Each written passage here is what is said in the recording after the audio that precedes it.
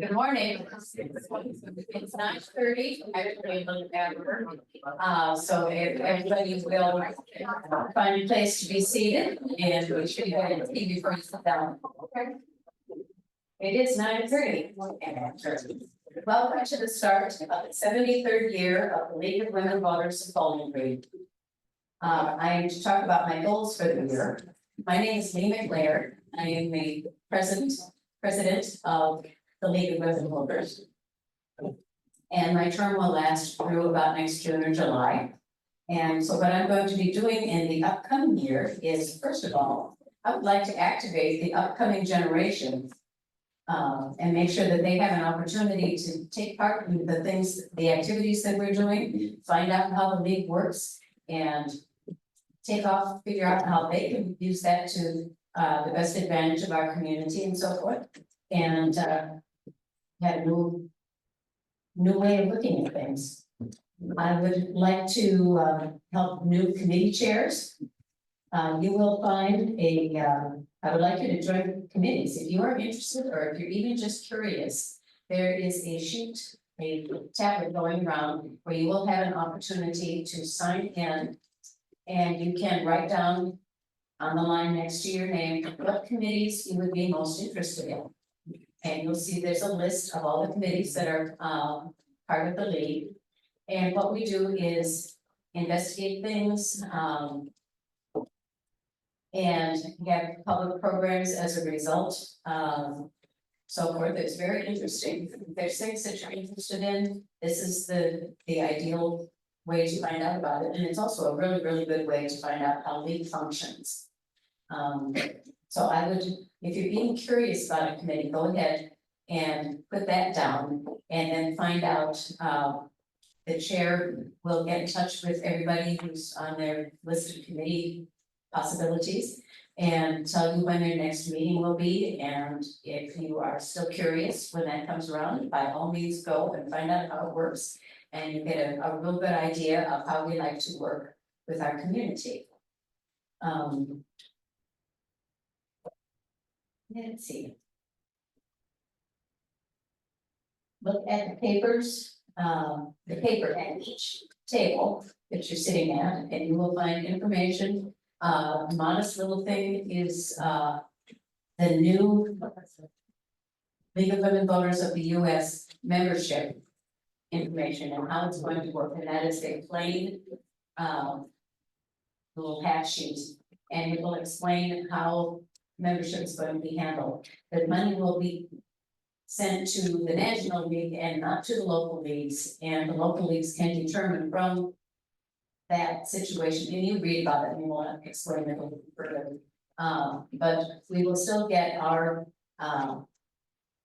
opportunity to get some money together in order to do the work that we're doing. We can still raise funds for activities locally and so forth. But this explains it. It's been kind of curious, so for a long time, but now we're trying to get it organized a little better. In future programming, we will be having a face-to-face program, not a debate, on October 13th.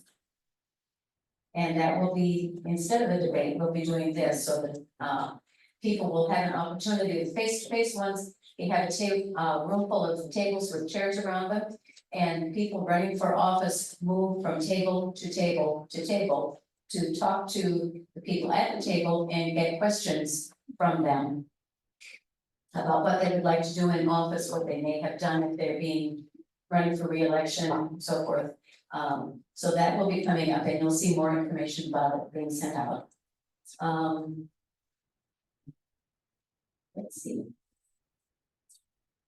I think also in the year to come, after the election is over and we're working on things, we will want to reach out to our community with programs. Programs are usually put together by each of the committees on the general topic area, and they can bring speakers in, locate a location to have the meeting, and get it all organized to present to the public that way. And so that will be an opportunity for the committees to try out things that they've been wanting to inform the general public about and so forth. This is an all-member meeting of the league. And what we're trying to do is to give you an opportunity to hear about the things coming for the upcoming election. And our speakers today will be talking about these specific topics. At 10 o'clock, or perhaps if he feels like diving in sooner, Terry Burton from the Wood County Board of Elections is here to talk about election security and rules for how we can help people vote. Because we want everyone to have their vote and be able to use it best they can. At 10:20 or whenever we finish, I'm sure Terry's willing to take questions and so forth, so that'll be good. And after he's completed his section, Shar Katzner, one wave, we'll be talking about how to trust information, because you're hearing a lot of information coming around. Some of it sounds good and some of it doesn't sound so good, and some of it sounds true and some of it sounds definitely not true. And so she will have some advice for us in that regard. And when she's finished with that topic, she'll be followed by Kaylee Smith from the Wood County Alcohol, Drug Addiction, Mental Health Organization to talk about their levy that will be on the ballot this election year. When Kaylee is done, Shar will take over again, and she will be talking about issue 1, the anti-gerrymandering bill. And when Shar is finished with that one, Jeff Dennis will be talking about Bowling Green Schools levy. And then the meeting will adjourn. But before we get underway with that, let's go around the room, and I have an instruction here that says, ask everyone to introduce themselves. So we'll start with a table, and you can introduce yourselves individually, and all you have to do is say, hi, I'm so-and-so. Happy New Year, or sorry. Okay, wanna go? Elaine Jacoby.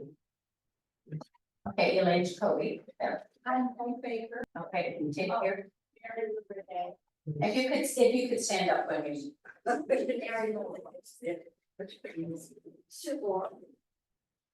Jimmy Miller. Candace Slice. The other is Shar Sure. Judy Gardner.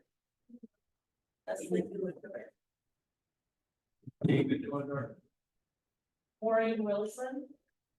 Good morning, Dawn Shanu. Janet Hart. Ann Fullerton. Janet DeLong.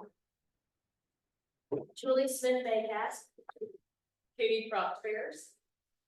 Bob Calicut and also representing Joan Calicut. He's not feeling, so she regrets not being. Okay, tell her we say hi. All of us. I'm waiting for it. I'm Jean Lannon, Marty Stetler. And my name is Alan Scholl, and I'm gonna put in a request for anybody who wants to be on the cookie brigade, because we're gonna need a lot of cookies for face to face. Very true. Did we miss anybody? Okay, thank you very much. Let's see. Terry, are you ready to go? But. Oh, and while he's working his way up here, I'm going to warn you that I will be taking off early from the meeting today. I will not be fainting or anything exciting like that. My grandson has his 6th birthday, and he is down in Columbus, where we're going to go join in the party that he's having. So. Thank you. Good morning. Good morning. I have slides here on my screen. I wasn't able to quite get them up there. Not crucial. This just gets me on task because the last actually League of Women Voters event we did, I think they gave us 40 minutes, and I think about 35 in, I turned to Julie and said, now it's your turn. And so she had a few minutes, but Julie Baumgartner is my partner. To understand elections, and I know some of you have heard my spiel before, we're Noah's Ark office. We're half Republican, half Democrat. Julie is the other director in our office, and she couldn't be here today because she is with her son watching rugby. Cincinnati, he plays rugby at Cincinnati, and she gets very few chances for him to come north. And I think he's in Notre Dame today. So anyhow, so she is there, and I certainly appreciate all that she does. And we are a partnership, absolutely 100%. She said, "Can you do this?" And I said, "Yeah." And so anyhow, we have a great relationship. Also, I wanted to thank you. I don't know if he has had a chance to thank you. My son was the recipient of your scholarship. And I would just like to thank you on behalf of his mother and I, who are paying the rest of the bills. But I really appreciate that. You want me to grab it or what? Okay, all right. Get it closer to your mouth. I've never been accused of not being able to be heard, but that's fine. That's great. Other than my wife, maybe, I'm not sure. But I thank you for that. And also the cookies that I had, whoever made those, they were delicious.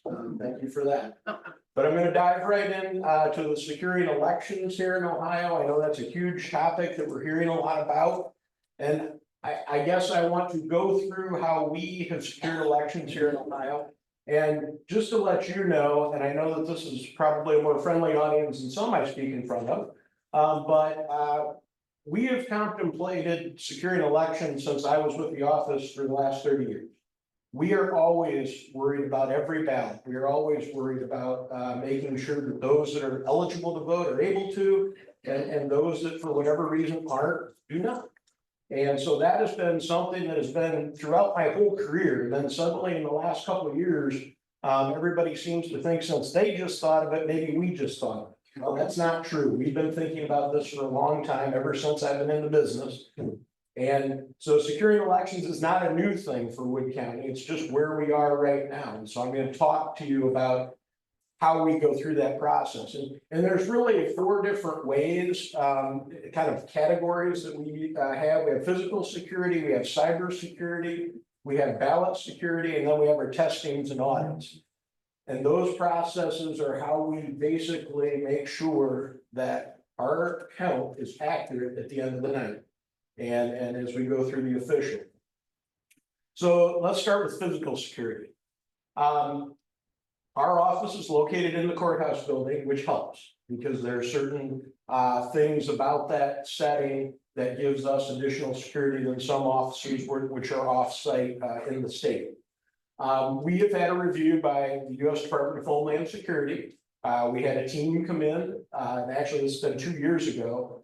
They came in and went through our office. They sat down with our court security folks. They sat down with our maintenance folks. They sat down with representatives of the commissioner's office. And we had a very large meeting after they had done their review, talking about all the things that we needed to make sure we did to make sure that our facility was as secure as possible. We installed film on every piece of glass in our office. It is to not only prevent break-ins, but it's to prevent glass shattering in the event of bomb. I never thought when I started with this office I would ever be worried about something like a bomb, other than maybe for some other office that does what I thought were scary things. I mean, we used to be down the hall from the sheriff's office. I thought if there was ever a bomb, it'd be for them. I mean, we might be collateral damage, but we went through and we have generator plans. We are on 2 power grids. We are in innumerable ways redundant in not only our security, but our ability to have access to the internet, our ability to have access to power. So we've went through a long process to make sure that we have a secure site that is functional in as many ways as it can be in the event of disaster. In addition, we've added security gates. Now, even though we've always housed our voting units here in our office, we have an additional security gate that is kept locked with double locks for the Republican, 1 Democrat. We have additional cameras in the office. And so we have reacted to that review by Homeland Security and made sure that we have tried to cover as many possible ways to ensure that even while we are not there, that there's not access. And also if for some reason there was access, we see what happened. And so that's part of our process. And then all our voting equipment from the time it's in our office, headed out to the polls, to the time it comes back, is security locked and sealed. And so even when that equipment is deployed in the field, from the moment that it leaves our hands, in fact, from the moment it ends testing, it is locked and sealed, and no one breaks that seal without a reason, and no one breaks that seal without documentation. And so we go through the process to make sure that the voting equipment is secure throughout the process. In regards to cybersecurity, none of our voter tabulation equipment, from our server to our upload machines to our machines that are deployed in the field, not one of those machines ever touches the internet. They don't have the ability to touch the internet. They were designed not to touch the internet. The server room that we have is once again designed to only network within itself. So we have a secure tabulation room in the middle of our office with big glass windows that now are shatterproof. And that is a standalone entity. It is not plugged into the county network. It is not plugged in even to our computer network and the rest of the office. So when we do our documents and things like that, it does not talk to anything but itself. And so that is the main line of security is you can't hack what isn't out there. It is in that room. The only way you could do anything is to be in that room. And then you would have to go through all the security and the cameras and so on and so forth. All our voter registration files, and in fact, our network is even segregated off of the county. So even though it doesn't touch the tabulation system, everything on our voter registration system and even down to our emails and our text documents are housed within our office behind a separate firewall. The IT guy at the county always, even when we were starting to implement the system, he said we were probably the most secure computers in the county, which is kind of scary because I would think courts and some of those other things might want more secure things, but that's just me. He just said that our setup was very, very secure. We're behind not only the county firewall, but even within that, we have our own firewall to prevent if in the county there is something that happens. You hear about ransomware, you hear about viruses. We have an additional firewall that prevents anything even from coming in from other county offices. I know that early on in this process a few years ago, a neighboring county basically ended up with a virus that came in through another department. So we are not able to have that problem because we have an additional layer even between us and the county. Our website is set up to basically enable for if we were attacked for denial of service attacks, which means, let's say on election night or maybe the close of registration, somebody tries to flood our website with a bunch of requests and shut it down. It is set to scale up.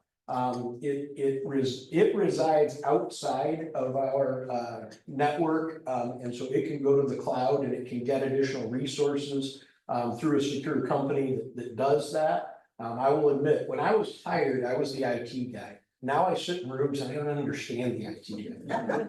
I mean, I am lost real early, and I thought I really knew computers, and anymore I do not. But basically, it can go up and scale up to make sure that denial of service attacks are not effective on our system. We also have spoofing monitoring, and so what that means is if somebody is out there that makes a site similar to ours, maybe instead of a .gov back, it has a .org or a .com. Through the Department of Homeland Security and their cyber wing, they are monitoring for that all the time. And so we get alerts if there's something out there that looks like our website that isn't. And so we have lots of ways to make sure that we can prevent that. And the positive is with the federal and state resources now that have designated our office as essential infrastructure, we have abilities to request things that get pushed up a lot faster than they used to.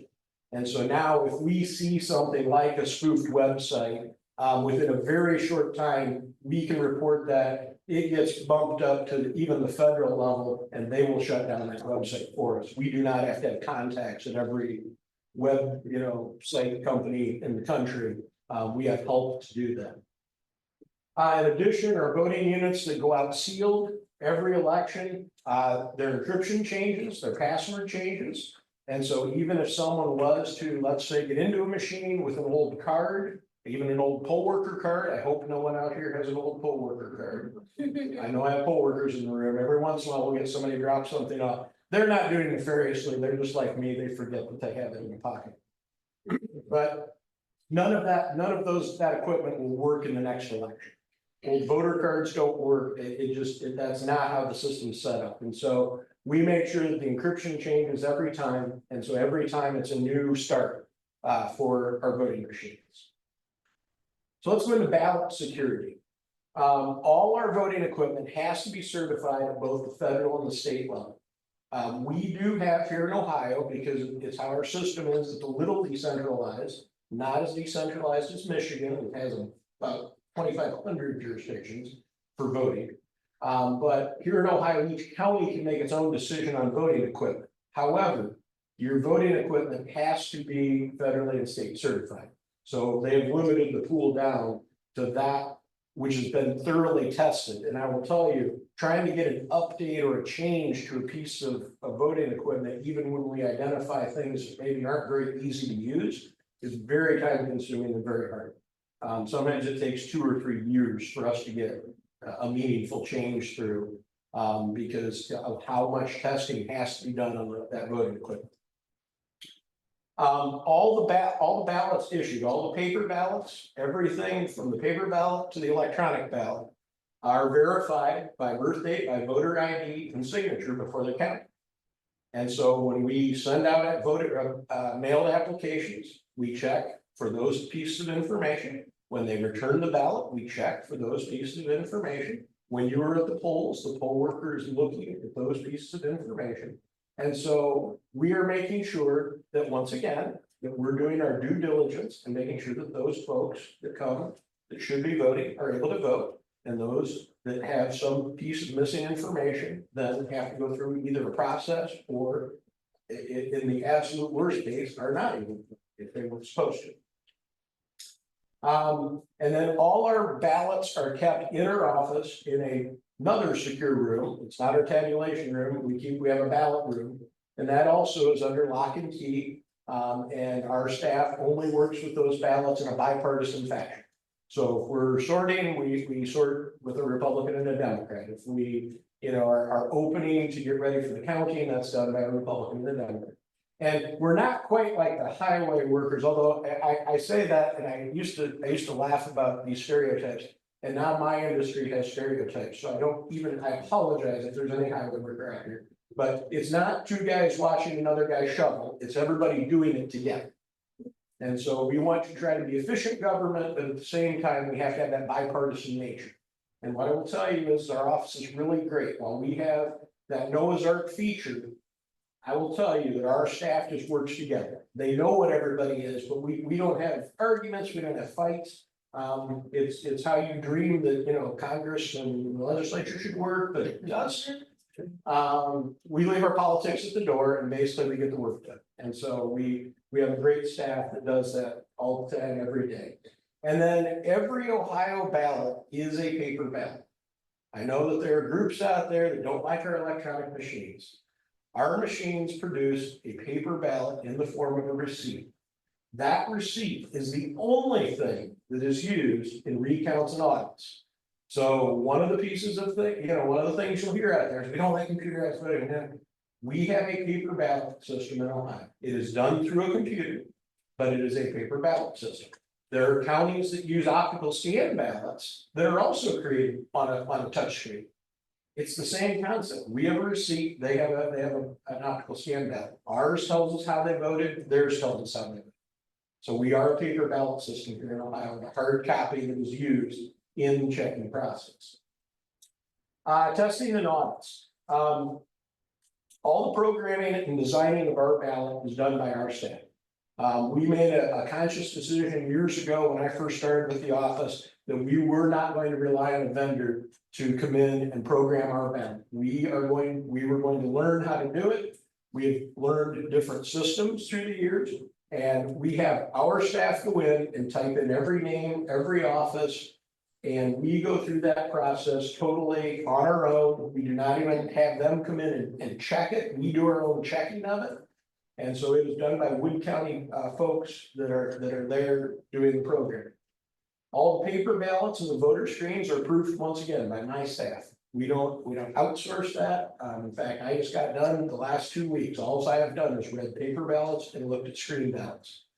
And with the idea that, once again, it has to be perfect. I mean, I always laugh. My mom, I was not very good at spelling as a child.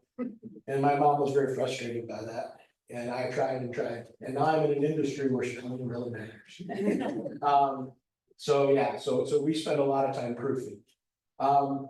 We also have ADA ballots for those with visual impairments. We have different screen versions, audio, all that is once again approved by our board staff. And then beginning this week, and Thursday is our public portion, we're doing our logic and accuracy testing. If you would like to join us on Thursday at 9, you can watch live logic and accuracy. Now, having said that, it is not all that interesting, but you can watch it. It is a public process. What we do is we have seasonal staff in addition to our staff. Once again, Wood County people, Republicans and Democrats, that come in and vote on every machine that's being deployed. Every machine, from our absentees to the ones that go to the polls, are voted on by one of our people. We upload it to the machine just like we do on election night. And then we verify that its totals, what we told them to vote, and what I had uploaded all matches. And so we go through a process to make sure that that matches and that machine is functioning properly before it ever goes out to the polls. So there's 400 and some machines, and we do that, and it takes the better part of a week. Our absentee machines, we vote every type of ballot on every absentee machine. So those early vote machines that you see up there take up to 8-9 hours for us to go through the process of voting every possible ballot on every possible machine and making sure that it's right when we're ready. And then all our voting units and all our poll books are reconciled after election day. When we get done at the end of election, even though election night ends and everybody typically forgets about us, that's a good election. If they're still interested in us, it means something's close. Not an elections person's friend. But we go through and make sure that all those reconciled ballots match up to the actual ballots of the machines. And so we go through that process, but once again, all done by Wood County folks. And then our post-election audit. After every general election and an even year primaries, we go through and do an audit, which is essentially, if anybody's been to a recount, it's the same concept. We will hand count 5% randomly selected. We are not typically, if it's an off-year election, meaning non-federal, then we're allowed to choose what races we do, although there's caveats in that they have to be the largest possible jurisdictions and things like this. But otherwise, the state dictates 2 of the races and we get to pick 1. But randomly selected 3 races, and then 5% of the ballots we count by hand. And we have had some people come and watch that process. Like Roger came one time very early on in that process. Once again, not an exciting thing, but if you would like to come and sit in the room and watch us hand count, you are more than welcome to come to our audit. We post it up after election day. It's typically about the 4th week out. And so we go through that process. And what I will say is, since the auditing process has begun, Wood County is at 100% accuracy. Statewide, it's 99.98%. But these machines, properly programmed, which we do not miss. What I will tell you is when we're hand counting 5%, when you're 3 hours into hand counting, my staff misses. And so I say that being there is a definite push or definite movement out there by some about paper ballots. I will tell you, hand counting is not accurate. There's no way, shape, or form to say it is. You take any number of people, put them in a room and hand count a bunch of races, because what they want to talk about is they want to talk about one race. Because that's all most people, for some reason, seem to care about. However, we have a whole ballot full of races. And for us to hand count that, there would be errors. And I don't care who you bring in to do it. If I threw a bunch of marbles on the table and had 10 people come in, I would, could get at least 3 different numbers, maybe 5, I don't know. So we go through the audit process, it works, it shows it works, and we're good with that. So I'm gonna just real quick, I was asked how you can help. And I guess maybe not with the security aspect, other than feel free to share anything I told you with people that you run into that are saying things that aren't real. I'm actually really interested in the next presentation, because my biggest security concern is fighting the things that just didn't happen. It's so hard to fight the negative. And I've been to basically these war planning events where we go down and run scenarios. I was in Cincinnati about a month and a half ago with a group that is doing this, and they actually have representatives from Google, they have representatives from Meta, they have representatives from X, all the big companies, and we talked about a game plan for what about the false narrative, what about AI, what about things that. And while I walked away from that with ideas on things that maybe a plan that we could do, I also walked away like, how do you swing at ghosts? How do you fight ghosts? Because that's where we are. And if it was ever reinforced, I'll be there in a second. If it was ever reinforced, the Springfield, Ohio story is a perfect example. The way that something can be said that is, from everything they say, is false. And then all the repercussions that happen from that. And so I would like to tell you we're 100% prepared. We're more prepared than we have ever been for that. But that is something that is a very difficult thing to punch back at. And so what we're going to do is we're going to try to continue to point people to true or to places with verifiable information. Our website, the state website, places with verified information.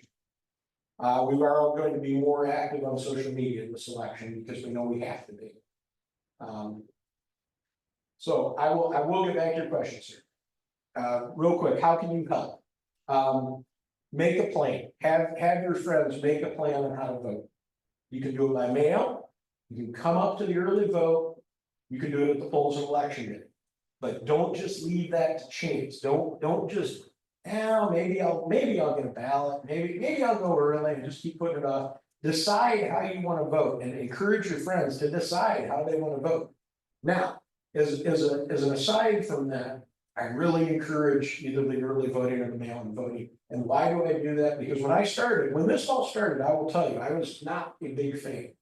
I wasn't sure that I liked this idea. I thought people should vote in election day. And I know you've heard that from others. But I will tell you, as I went through the process and realized how much pressure we can take off election day, how many lines we can reduce, how much more convenient we can make it for people in a world where convenience is what they really want. If they choose one of these other options, because then those that are left on election day are, the last presidential was hard to use as a judge because of COVID. But when you look at the other elections, 40 and 50% of our voters voted before election day. That means all of those lines were 40 to 50% shorter in election day. That's what I want. I want everybody to have a good, voting experience. I don't want at 6:30 an hour line that doesn't need to be there. And so we really encourage you to make a plan. The absentee ballot applications were sent out to all the current voters. They're available on the state website. They're available on our website. You need to fill out an application to get a ballot. And do remember that the cutoff now is the week before election, the Tuesday before election. And I know that we had different opinions on that. But what I will say is it's made the process much more honest. I hated sending ballots on that Saturday before election because I just didn't know if they would get there. And now at least I know that when they get mailed on that Tuesday or absolute worst case on that Wednesday, they have a good shot. So that process works well. And then they just need to have that ballot back. Now, we've had a little change, and I'm sure many of you are aware of it on our Dropbox. The Dropbox now, if you put a ballot in there, you are only to put in your own ballot. You're not to put in the ballot of anyone else.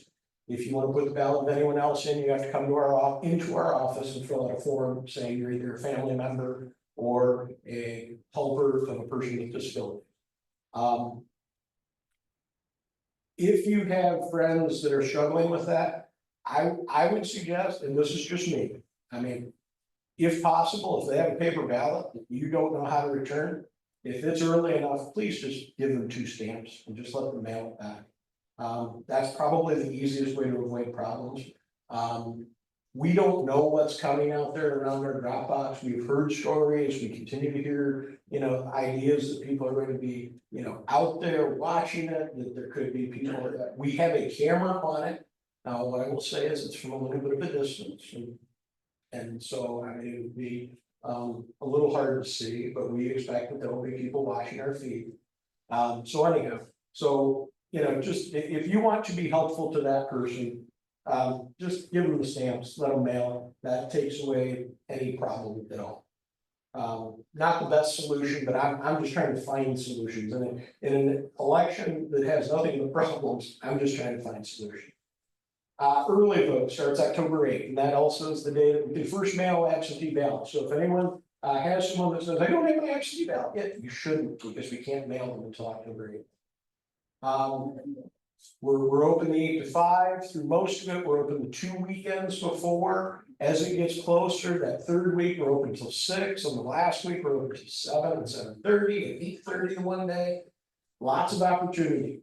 And I will tell you, once again, as you're making your plan, as you're talking to other people about that, the first 2 weeks of early voting, I never have a line, ever. Well, maybe for the first half hour if anyone, but otherwise never have a line. So if they do it early in early voting, you will never have a line. If you do it the Sunday before election, I am going to have a huge line. And I stare at these people that wait in line and even last election for an hour. And I think if you would have come any other day in the last 20 some, you would not have had this. Maybe they like a line, I don't know, I think that's okay.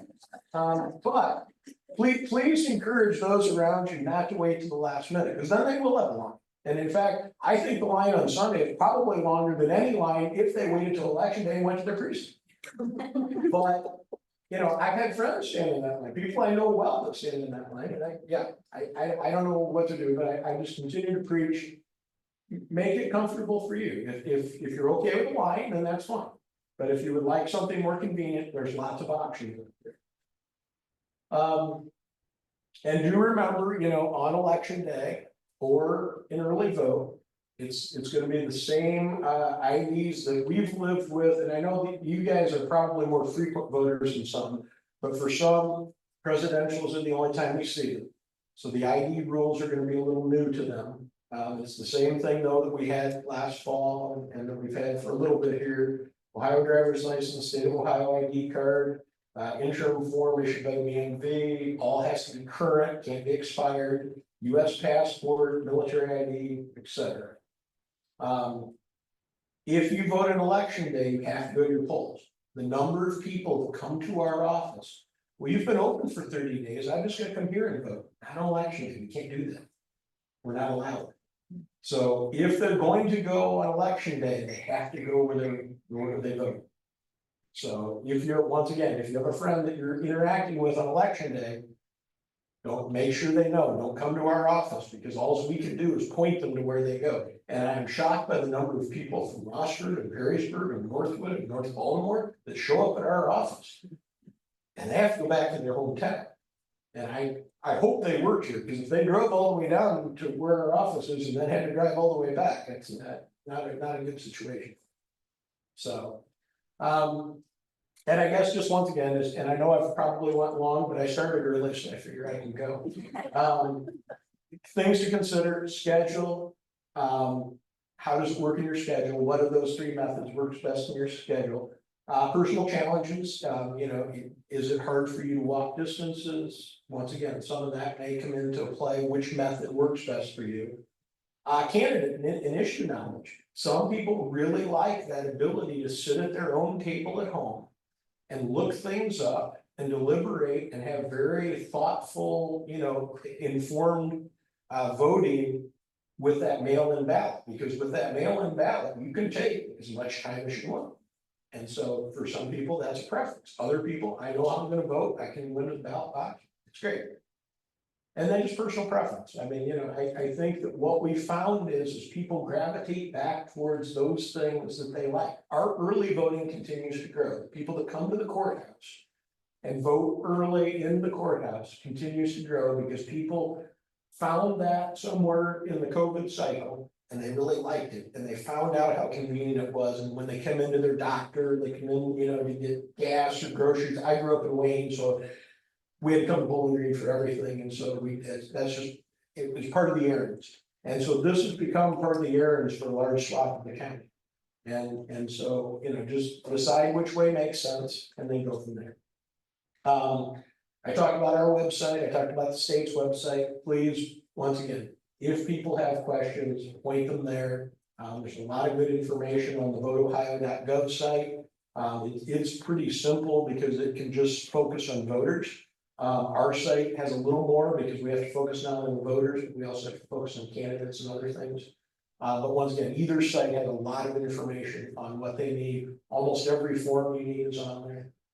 So that's a great first step for people. So I will wrap it up because once again, I know I'm getting a little long there. I know you had your hand up, so I'm gonna go ahead and touch you.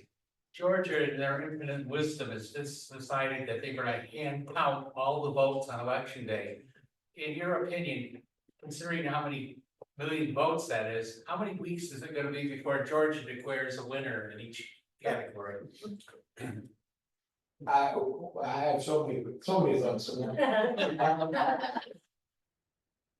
It's going to be, if that is true, I have not heard that, so I will first say that I'm ignorant of that information. And I will also say that I respect every state's rights to decide how they want to go through their process. What gets me very bothered is when I have somebody call my office and complain about another state. You know what? Those folks know how they want to run their elections, and I respect that. Leave them alone. I will talk all day about Ohio, but I hate to think about, telling you about the rules in other states because they're different. But their voters have created those rules through their legislature over the years. So first of all, I do respect every state's right to do whatever they want. As an aside from that, every state that takes weeks and weeks to get their results means no one's looking at Ohio. And so they're very selfish. I feel bad for their people, but it's not like me. All right, in a more honest way. So Butler County has had folks that have definitely in their jurisdiction very much promoted that idea. So their board required them to do a feasibility study on what it would look like to do a hand count. And some of my information on hand counts came from that feasibility study from Butler County. They estimated it working 24 hours a day, 3 shifts of, I believe it was 300 workers on each shift, that it would take them 2.5 weeks to count the last presidential. They used the last presidential as their benchmark. So what they did is they brought in some poll workers, used the ballot from the last presidential, and then they just did a small snippet over about 3 hours. And in that, they found the error rate was 20%. And those timelines were their best estimate. So in a state like Georgia, I'm imagining what Atlanta, I mean, I hate to even drive through a thing, let alone cannot fathom how long it's gonna take. We know Nevada takes a while. Any state that even does not allow any counting before election day or election night is really putting themselves behind the 8 ball in an environment where people want results now. And so we've created this this almost unwinnable situation for election workers and even just for states in general of they propagate rules that don't allow for them to know any results of election night, then they get crucified for not knowing any results in election night. So I don't know where that's going. I hope, and once again, I'm not questioning you in the slightest. I hope for their sake that is not where they end up. It'll go to court, I'm sure it's gonna go to court. And the one thing I will tell you for this election is everything goes to court. The positive is I've been in this 30 years. I remember court cases and I talked about when Ken Blackwell was Secretary of State and there were court cases everywhere. I remember repacking instructions on the Sunday before election for poll workers because the rules had changed by a court ruling that weekend. And we were pulling stuff out and putting new instructions. We barely knew what the new instructions were, let alone the poor poll workers, which were just getting these instructions thrown in there. And so, yeah, but we're in an environment where that's gonna happen. We're gonna have a lot of changes and a lot of court cases on innumerable things as we go through this process. Yes. I was reading some letters to the editor about a woman that's trying to like kick people off the voter rolls. Like, what's going on with all that? Yeah, she was asking about voter challenges. We have a person in the county that has filed some voter challenges. This is a nationwide movement. There's a very specific state group that is out there that is promoting that, of which she has engaged with. We have rules in Ohio about how you can go through voter challenges. And it was not designed for the internet. It much like much of our election law was written a long time ago, and nobody really pondered how it would work in an internet world. So instead of, I mean, before this, I remember in my 30 years, I remember 2 residency challenges. Not even specifically voter challenges. I mean, it ended up being a voter challenge, but it's residency, and it had to do with basically a council person in Jerry City that moved out of town but didn't want to move off of council. And so we had to have a hearing on whether he lived in town or whether he didn't. Actually, for a poor village like that that's desperate for council people, I don't know who was trying to throw them off, but anyhow, it wasn't correct, and anyhow, that got resolved. So this lady had brought us a bunch of 97, well, it was 106 the first time, it was 104 the second time, of people on what we call our NCOA list, which is basically people in inactive status that have been through the federal process. That we've identified as possibly not being there. Oh.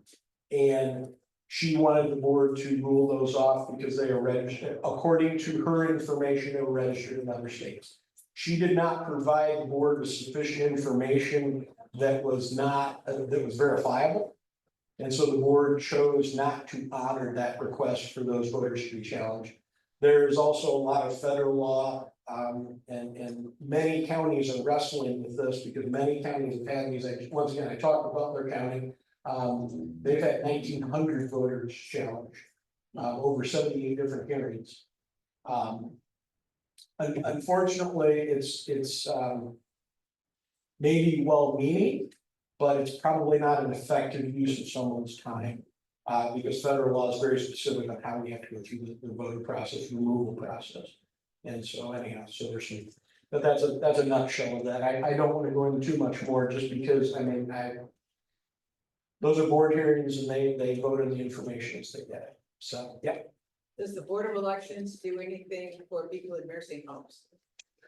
We actually just had, well, it's probably about a couple of weeks ago, we do a big mailing to all the activities directors, explaining to people, explaining to them how to make sure that their residents have the opportunity to register to vote. And then once again, giving them the opportunity to choose their method. It used to be the only method we had was to go out with 2 elections officials and vote every nursing home. We have moved a little away from that because we'd had some residents that said, you know, I would rather do this with my family. I would rather do, so we mail more ballots to nursing homes now than we go out to. But we go through the process of trying to educate their activities directors or their social services directors, depending on the facility, on what their options are. And well before registration day, make sure they're registered in the right place. Yeah. Anything else? I know I'm going along. Yes. Talking about the security of the ballot, those sort of things are, it's under your purview, but do you have any plans or do you strategize on any protections for the poll places themselves on election day? Yeah, I guess what I would say is we have we have a book that addresses a lot of different concerns on election day. Everything from power outage to tornado to fire to bomb threat to, we are working with law enforcement to make them well aware of all the polling locations on election day. And we are talking with them about how we're going to approach things as we get in different emergency scenarios. So we're going through a lot of scenarios with our law enforcement. We do not want to get to the place where we have, and I actually have counties that I believe have indicated to me they're doing this. We are not comfortable or do not think that it is a good idea to have uniformed law enforcement at polling locations. We think that intimidates certain people or could. So we are developing plans on how to react to situations either by phone or by request of poll workers to make sure that we have resources available to them, but yet at the same time not make it appear to be almost a police state where every polling place has a uniformed officer. Yes. We need poll workers? That, it's funny, because I just did a webinar for state elections officials with the director of Cuyahoga County. And one of my main points in that was, your answer to that is always yes. If any elections official in the state says, nope, we've got plenty, they need to be taken into a room and talked to. Because while we have, Wood County has been very good to us. Wood County residents, Wood County communities come together and done a great job for us over the years. However, you never know in this environment when people are either going to be concerned about security, when people could become ill, as we have even another wave of flu or COVID or whatever coming through. And so you can never have enough backup. So if anyone in this room has any inkling that they might be willing to serve on election day, please contact our office and let us know. And what I will tell you is there are going to be people on the sub list that do not get called. And that is great for me. That is the ideal situation, because that means that we have a full slate out there. And we overstaffed here in Wood County intentionally to try to prevent any shortage that would really impact voting. So, yeah. Have you considered breaking the day into 2 segments to make it a little more manageable? We have, and in fact, when I was doing the Perrysburg League event, that was brought up as well. There are a few problems with that from a administrative side, and the first problem is now we need twice as many polling officials. So that takes our number from around 400 to 800. And I know that people said, well, but more people be interested if it were a shorter day. The other thing we have is we have the issue of keeping accountability at the polls. The problem comes in, and I was a cashier at Kroger. So when I started my shift, they handed me a drawer, and I was responsible for that drawer until I left my shift and I handed it in. And so if there was a shortage of money or if there was some problem, they knew who that drawer belonged to. If we have a handoff, now in an election, well, it was fine when I left. Well, it was fine when I got there. Now we don't have continuity through the day where somebody can tell us what happened if there is an issue. So we have that problem. And then the other issue that we have is then we have 2 points in the day, and I will tell you, the most terrifying part of my day is the first hour. Because there's two things that can happen. One, you can be missing supplies, which we have had the last couple of elections and I've been so upset by it. We will not have missing supplies this election, if I have to go through every bag myself. We have poll workers that either don't show up or call off. And so now we have 2 points in the day where we don't have somebody show up or don't have somebody call or have somebody call off. And then is that person there willing to stay? Maybe, maybe not. And so now we have a staffing issue at 2 points in the day. I appreciate the idea and I know that it is a horribly long day. And I trust me, I'm there too. But at the same time, it just is not, no one has shown me a manageable way to go through that process and make it better necessarily than what we have. So I appreciate the question. You are thinking like a lot of other people. I had a board member for years who told me that was the answer. And I said, you come to my office and you sit here and you watch it, but anyway. Anything else? And I know I'm getting the hook. This is the problem. I'm getting the hook.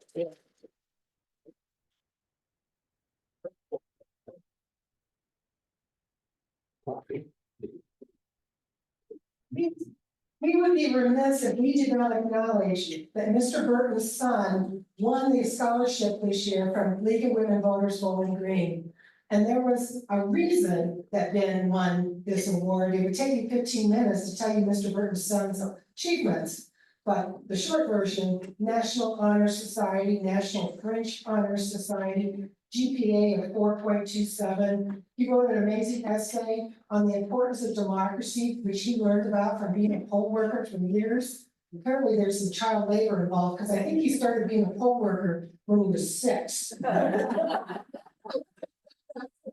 He was a student of the month for Bowling Green High School, student of the month for BG Exchange Club, head of the Quiz Bowl for 2 years. And I just wanted to acknowledge, because we haven't acknowledged in one of our meetings this year, that Mr. Burton's son is an amazing kid. And he's going to be a history teacher, which I always support kids who want to become teachers. So I am so excited that in 4 years, he'll be out in the world teaching history and will be the perfect candidate for some school board. Did he go to BGSU?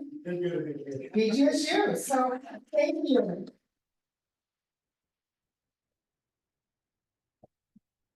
I also think we need to point out that besides all of the election websites that Terry talked about, we also have Vote 411, which is maintained by the League of Women Voters, and besides all of the information that's in the other websites about who the candidates are and where to vote.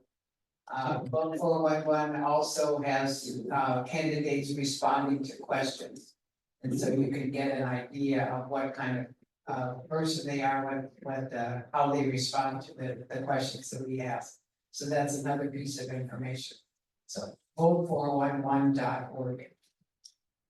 So next up, we have Shar Katzner, who is one of the very active people in our league, and she went to the national convention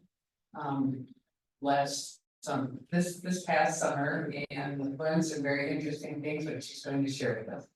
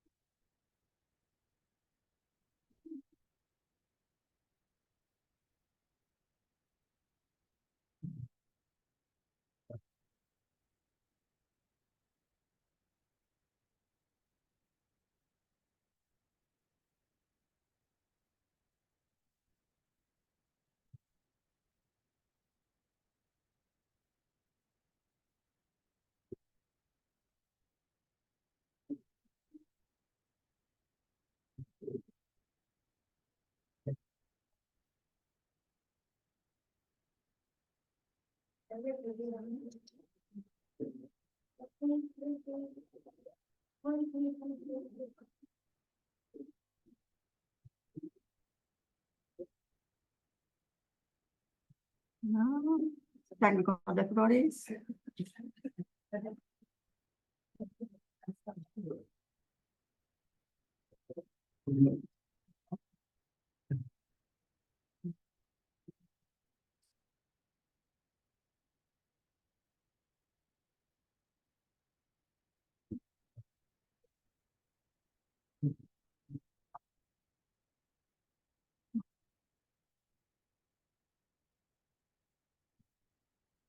Move over here, so. I can get the microphone and I'm still be able to do my slides. So when I was at, national, one of the presentations I went to was on combating misses and malinformation. And so this is an abbreviated presentation of that, and I did get permission from the presenter to use her slides, so I didn't have to recreate the wheel. Let's see here. And I need a longer cord on the laptop here.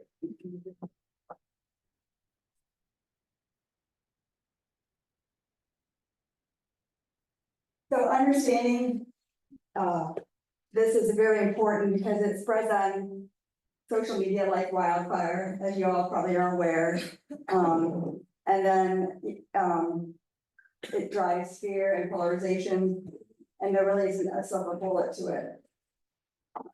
And social media has really become a way of life in our culture. And the question is first to define what exactly is the definition of this malinformation. So malinformation is defined as just false, or I'm sorry, misinformation is just defined as inaccurate or false information, so it's just wrong. Whereas disinformation is actually false information, but it has the intent. Someone is using that wrong information and the intention is to be malicious. And then malinformation is based on a little bit of fact with the intent to mislead and harm or manipulate someone. And the pervasive information aims to deliberately disrupt, amplify mistrust, and often exaggerate or give misleading to sow doubt and confusion. And this presents a significant threat to the security and well-being of our citizens and to elections as people spread more and more time. Because people spend more time online more than ever, and so they're seeing this misinformation online.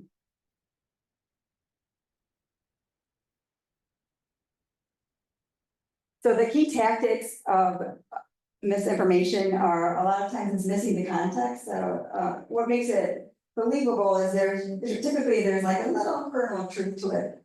But it might be missing some kind of context. So there's the images or the statistics might be lacking some important information or detail.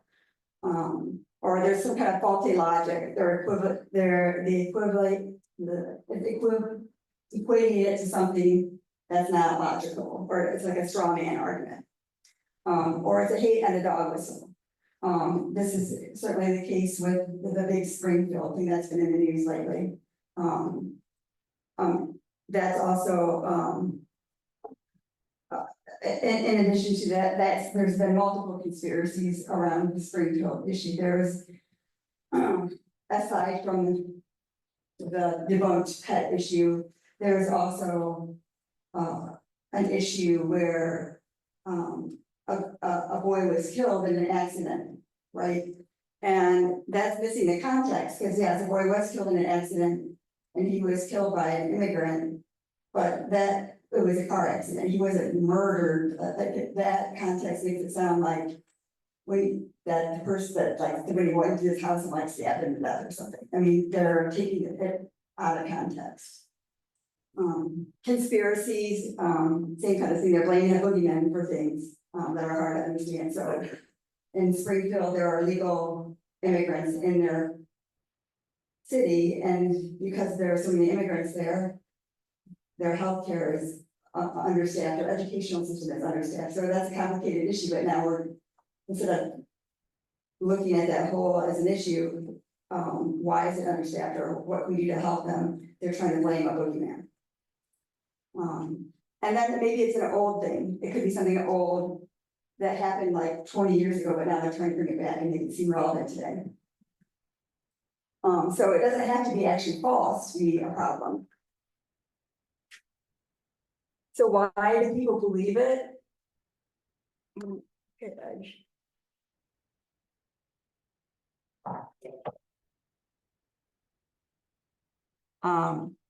A lot of time it just plays on their emotional feelings.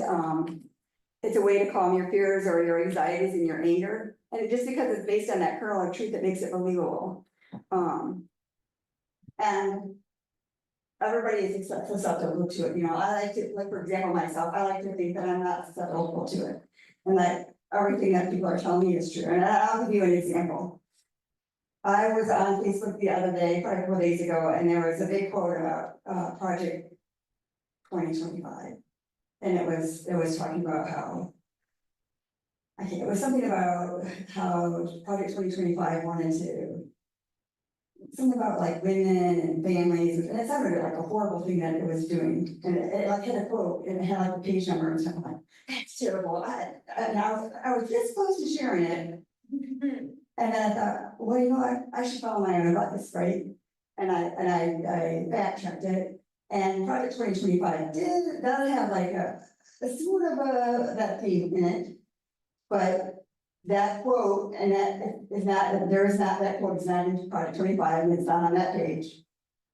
So you have to be very careful, because it plays on your biases and what you want to confirm be true. So it really does. You have to be careful about it.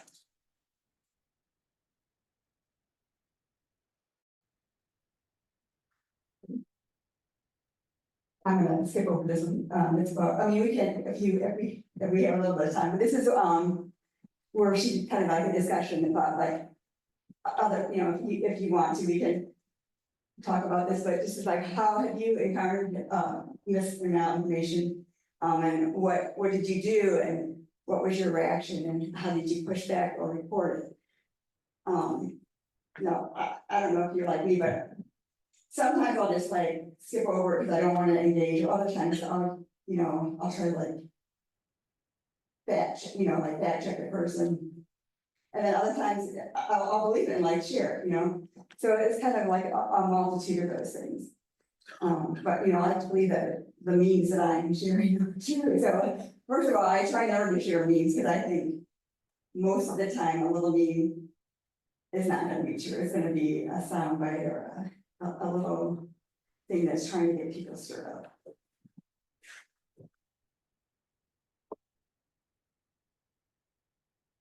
So the strategies that she gave us were that we have to tackle it as a collective. So one of the ways she suggested is like having this kind of a meeting and sharing the tactics with everyone. So there's not like a one size all approach, but we just have to understand the nuances and the complexities. And that everyone is susceptible. It's not just young people on TikTok. It's not just older people. Everybody's going to be susceptible to it. And then, and to understand that there are some communities that are more targeted to it, because the people who are generating it are trying to target certain groups because just because they are. And that the more that we are aware of it, the better prepared we are to call it out and to share with others how to call it out or to recognize it.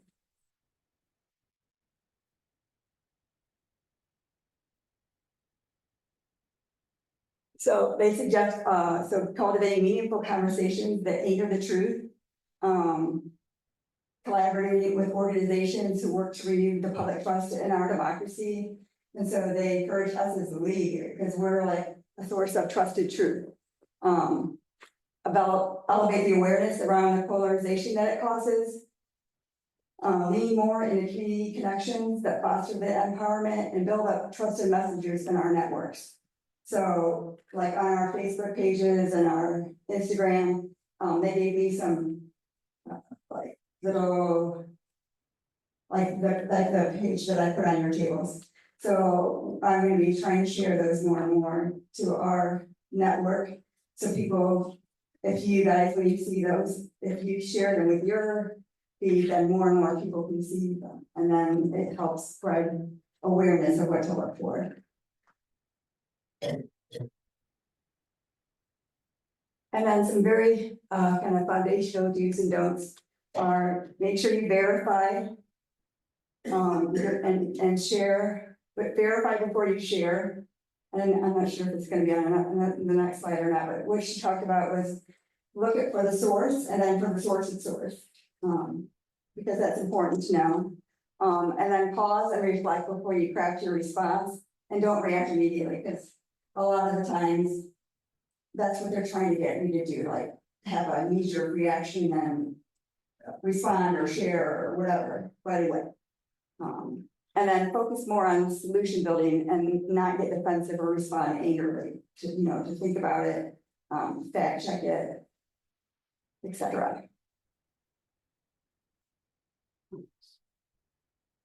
Yeah, so, reading behind the headline, so if you see a headline, make sure you click actually on the story and read the story. That sometimes the headlines are very misleading. Do a speedy fact check. There's several websites that you can go out to verify.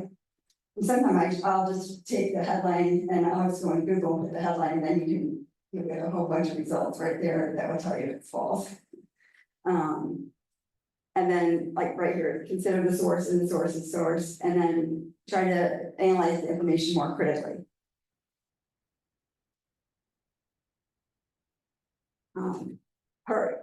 She had an acronym called SIP, which is stop, investigate the source, find better coverage, and then trace claims to the original source. So try to figure out where it came from originally.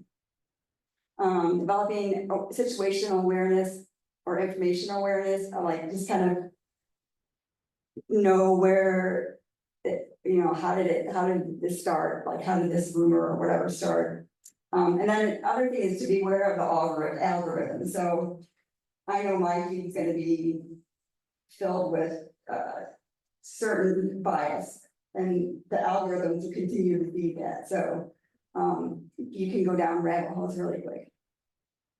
And then, you know, just always have a healthy skepticism of the content. Like I said, if it's a meme that has like some stats in it, it's like a graphic or whatever, it's probably someone trying to, it might not be totally accurate. So as opposed to like a link to an actual story.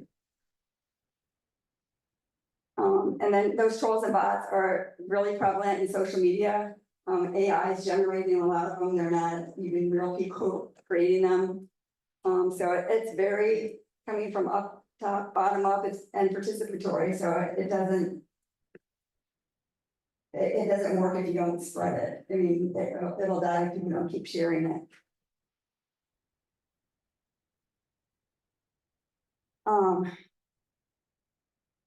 So they said to activate your number to amplify the impact. So like keeping people informed about how to spot this information, keep asking questions. They encourage people to host discussion groups and like reading circles, and foster civic education and integrity. She mentioned that civics really isn't taught in schools anymore, so people aren't aware of it. Use of vote for 111. And then when you do find this information, how the ideas on how to debunk it. So inoculation is one idea, where you prime your audience to recognize it as false. Then create our balance with trusted messengers, which would be us, utilizing trusted messengers to push back on false information. And then debunk it. So you shut down the misinformation to limit the spread. And then she gives some examples here. So with inoculation, step one is to discredit the falsehood by naming the motivations driving the disinformation. And then you state the falsehood you intend to inoculate against, but you don't repeat it. And then step three is to deliver the factual information to combat the falsehood. And so it's similar to how like a vaccine builds immunity. by exposing our bodies to the pathogens. This trains our mental immune system to be aware and alert of this information. And then, that's kind of taking it more so, it's like inoculating our system so we get better aware of it. But the debunking one was a little bit easier for me to understand, which this one is, we state the truth and name the fact, and then state the falsehood and why it's false. And again, they stress not repeating the falsehood when you restate the truth, or when you state the falsehood, and then restate the truth and point to a trusted source. So like an example of that is where they talk about non-citizens voting. So how they do that example is like, our elections are protected, only eligible voters are allowed to vote. Ineligible voters are not allowed to vote. You can see the process at the Secretary of State's website. Only eligible voters are allowed to vote. So you never say the word non-citizens or anything like that. You just re-emphasize that only eligible voters are allowed to vote.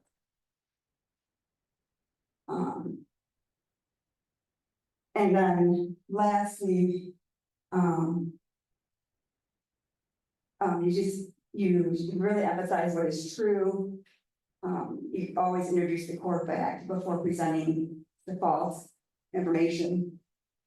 And then you close with it again.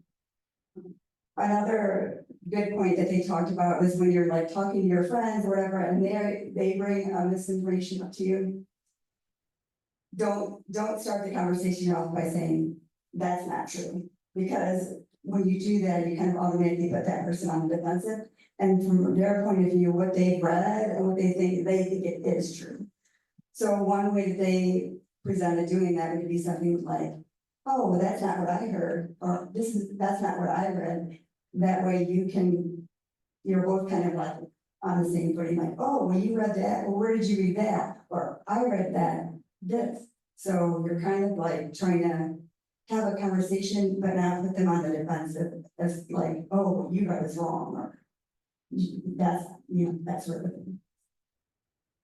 That's what I learned.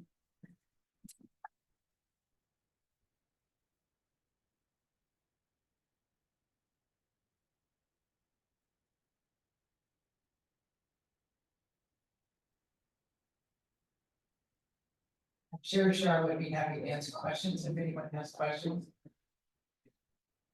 Yeah, I do have a question. I'm trying to understand how to classify a certain kind of information that I often see in media that are very legitimate newspapers. And I'm talking about information that is not necessarily inaccurate. In fact, it is accurate. But in this information, an article will skip very important details. In other words, the article will not tell the entire truth, but part of the truth. So also, I see that the language that is used is crafted specifically to steer the reader from thinking in a certain direction and not in another direction. For instance, they're using a lot of passive words instead of active words when they're talking about something, an event, something that happened. And so a reader understands that something happened, but who did it is not really clarified. Okay. So active voice would help someone understand the details of what happened in a more direct, accurate way. Pretty clearly. So how do you classify information like this? Yeah, I would think that's a form of misinformation if it's lacking total context, even though it's a legitimate source. One of the websites that they pointed us to is called the News Literacy Project. And that also, is a way of helping you find legitimate sources for your news, so even if it's a trust, maybe not even a trusted source. The other place that you can go to is called NewsGuard, and NewsGuard rates all the newspapers and gives them like a neutrality stance. So what they've done through it, and certain newspapers will have like a stamp on them. So certain newspapers are considered more biased than others, so I think that's another good place to do is to like go to NewsGuard, look at the News Literacy Project, and try to find sources that aren't already bent towards your bias to make sure. Another one that I subscribe to is called Brown News Brown, something like that, and it was, I'll look it up on my phone again, I think it's Brown News. And what it does is it will have a story headlines, and then it will show like how many newspapers reported it from the center, from the right, from the left, how many reported it, and so it kind of gives you an accuracy of like, is this story being mostly like trumpeted by what side of the aisle, and so you kind of get an idea of like, who is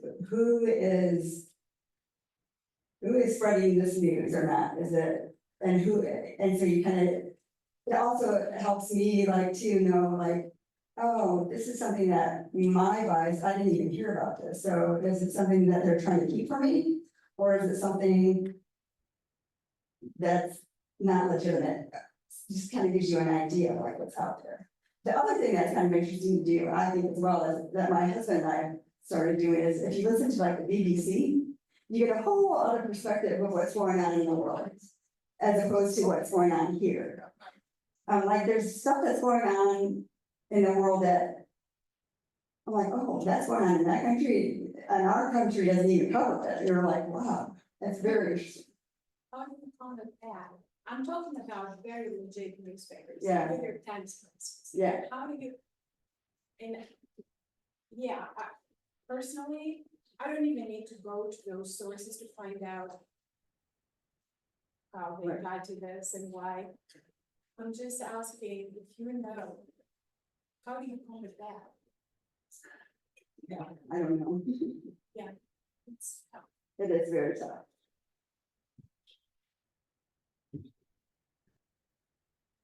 Any other questions? Okay, thank you, Shar, and now we will move on to our next guest speaker, who is Kaylee Smith, and she's from the Wood County Alcohol, Drug Addiction and Mental Health Service Board, and they have a levy on the ballot this fall, so you probably want to know what they do and why she would like you to support the levy, so Kaylee. Thank you so much. Thank you. Thank you also for saying the acronym, so now I don't have to say it again. So going forward, I will just say we're the Wood County ADMAMHS Board. As Ellen mentioned, my name is Kaylee Smith. I am the manager of marketing and communications over there. I have worked with the board for about 5 years in a plethora of different capacities. This has been my favorite. So as Ellen mentioned, I'll just be going through what the board does, what our levy logistics are, what we spend that money on, and how you can help. But before I get into that, I just want to say such a sincere thank you to this group, to President Lee, Chair Lindsay, for writing that gorgeous letter of support. We appreciate it so very much. I haven't felt like a group really understood our mission in so long, and it was just so impactful for us to see. So thank you so much. If you're unfamiliar with our board, we are in statute, so ADMAMHS boards are in Ohio Revised Code, section 340. And we do three main things here in the county. We plan, fund, and monitor all of the community behavioral health providers here in Wood County. So the full spectrum of care really, in behavioral health, from mental health to substance use disorder, case management, crisis services, everything in between we are over. So that is dominantly what our levy funds, but another huge portion is that monitoring. So not only do we have the services in the county, but we're really making sure we're getting the data back from our citizens to say they are quality services that we are providing here in the county. We also work to identify gaps, and that is really what this levy funding goes to. So when we think about our funding, we are 70% levy funded, 14% state funded, 16% federal funded. And when we talk about state and federal funding, there is often red tape that comes with that. So we can only serve this specific population, or this type of provider can provide that type of service. But with our levy, we are extremely fortunate to be able to identify those gaps and then really help meet people where they are, really talking to them about, I really need this specific thing, and that's where the levy really helps us step in. There are 6 of us at the office, including me. We are very proudly an all-women office, a tiny but mighty team. We have a director of criminal justice and compliance that dominantly works with those outcome measures and also with our criminal justice system. So not only are we helping people that are already incarcerated, but really working on those preventative measures to make sure that they don't have to be incarcerated if it's not a necessity. We have a director of community programs that works with all our providers to better understand what they do and identify those gaps. We have an executive assistant, which if you've ever talked to the ADMAMHS board, you've likely talked to Catherine. She is the heart and soul of our agency. Our new executive director is Amanda Kern, and she is just brilliant. She came from the provider side of things, and her specialty is in housing and crisis management. So we've really seen an uptick in how we handle those gaps with housing individuals that may not be as shiny for our local landlords to take in, and also our crisis management. So if you're unfamiliar, we have a crisis stabilization unit here in the county. We are one of the only counties in the state to have a fully functioning 23-hour drop-off stabilization unit. Basically what that is just, it's voluntary. So if you or a loved one are in a mental health crisis, you can go to the crisis stabilization center, stay there for up to 2 weeks, and they really just help get you back to a place where you're ready to receive treatment.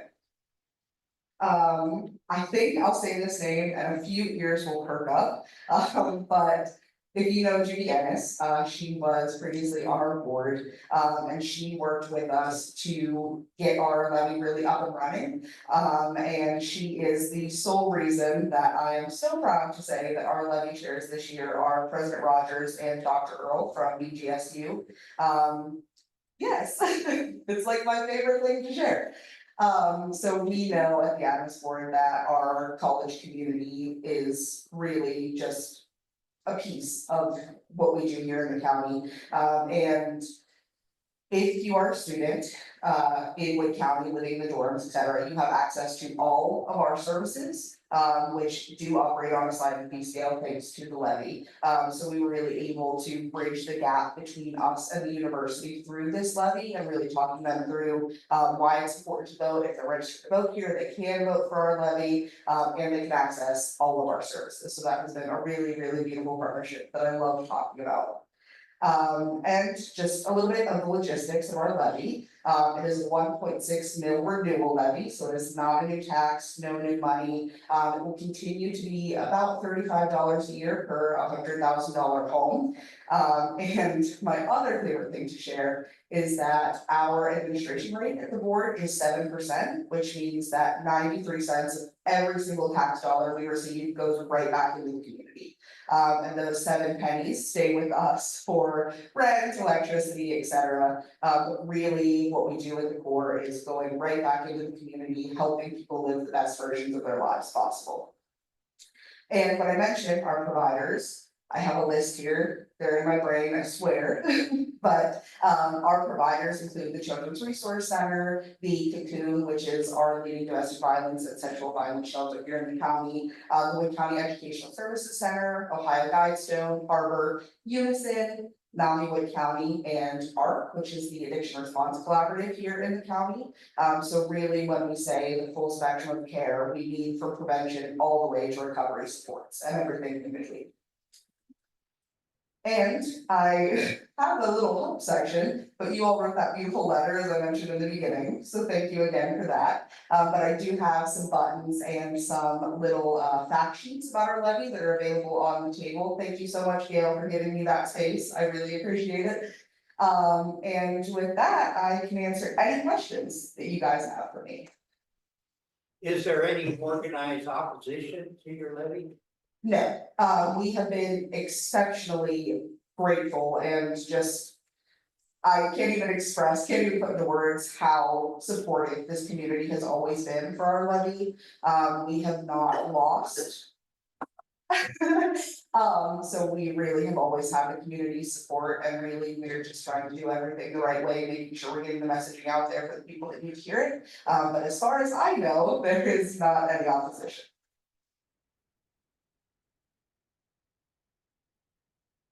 You guys are making this way too easy on me. What is the wording that's on the ballot? So it is to provide necessary mental health and addiction services in the county. So that is done by proxy, so we don't actually offer those services, but our community providers offer those services. There was a little change in the legislation about how ADMAMHS boards can have that on the ballot, the language on the ballot. So we worked with our board of elections to figure that out, so that's what it will say on the ballot. Well, thank you all so much again. It was a pleasure.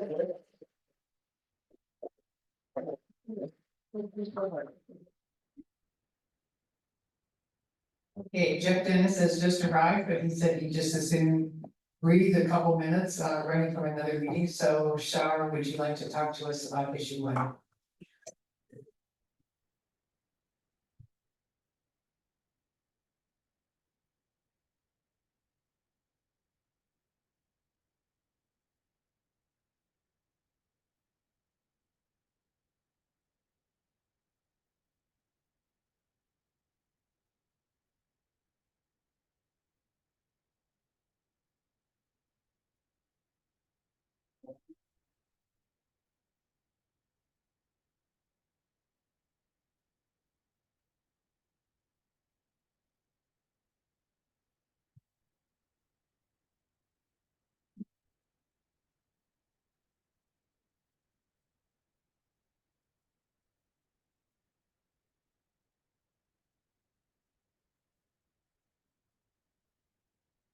Okay.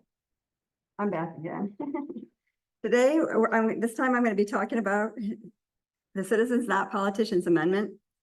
Shar, please use the microphone. Oh, yeah.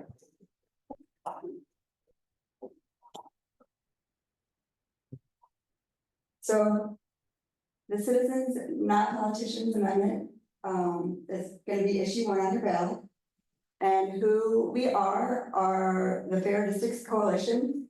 And we are led by the League of Women Voters of Ohio and Common Cause of Ohio. And also it includes ACLU Ohio, Ohio Council of Churches, the A. Philip Randolph Institute, and Ohio Voter Rights Coalitions, and a whole lot more.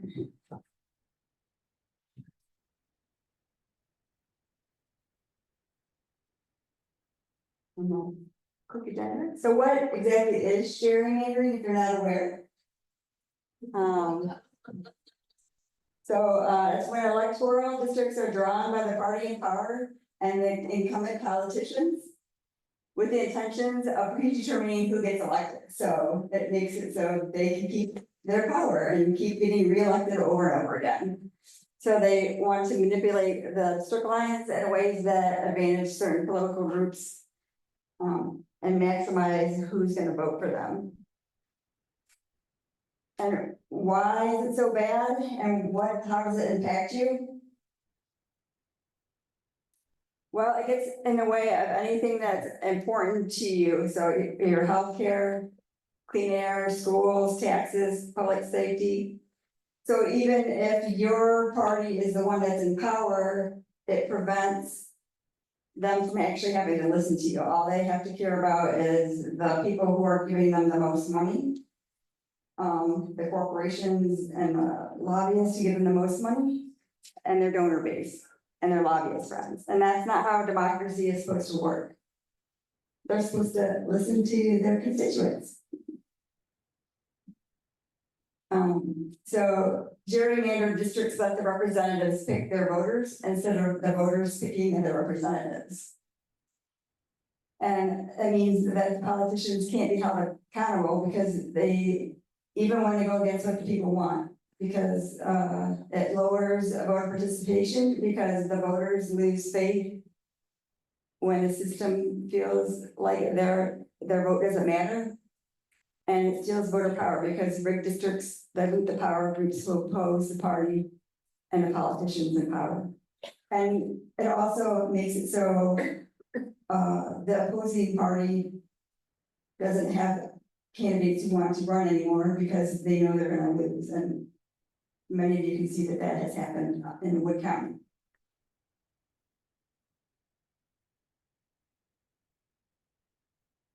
Didn't we fix this already? It seems like we did fix this already. Yes, Ohioans overwhelmingly want to have fair districts. In fact, we voted twice to end gerrymandering in 2015 and 2018. And those amendments passed by more than 70% of the voters. Across both Republicans, Democrats, independents, and unaffiliated voters.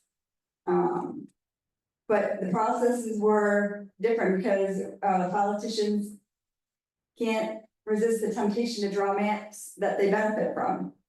And those last two amendments let the politicians still be in charge of drawing maps. So even though the amendments had all the rules about how the map should be, the politicians didn't follow those. So now what? How do we really finally fix this? We vote yes on issue 1. And I want to tell you right now, when you look at the ballot language, it's gonna be very confusing. We're gonna vote yes on issue 1. No matter what the ballot language sounds like, we're voting on the amendment, not the ballot language. So what this would do is if passed by the amendment, it will enshrine in Ohio Constitution where the legislators can't change it, and a citizen commission would be seated in 2025, and then new districts would be drawn and in place by the 2026 election.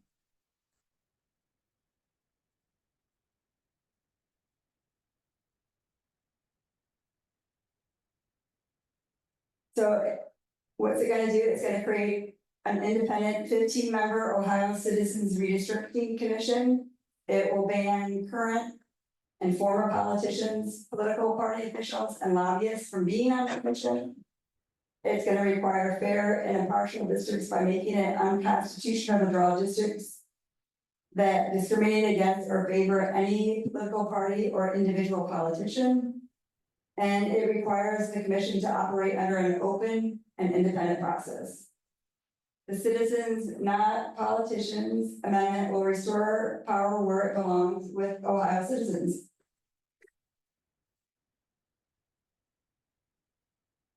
So how would the amendment ensure the fair maps? What does the law say? Citizens, not politicians, take politicians and lobbyists out of the redistricting process. It's in the name, citizens, not politicians. And I'm gonna remind you also, that title is not gonna be on your ballot. The ballot board chose not to use this because they're scared of losing their power. And so it's gonna say something like the for gerrymandering bill or something like that, because they're trying to confuse the voters. Career politicians will finally have competition, giving voters real choices. So they're gonna have to actually run and get your vote. Competition gives politicians an incentive to listen to us. Competitive districts mean Ohio voters decide who represent them, not politicians and not lobbyists. And citizens, not politicians, restores power to us. Voting yes puts citizens, not career politicians, in charge.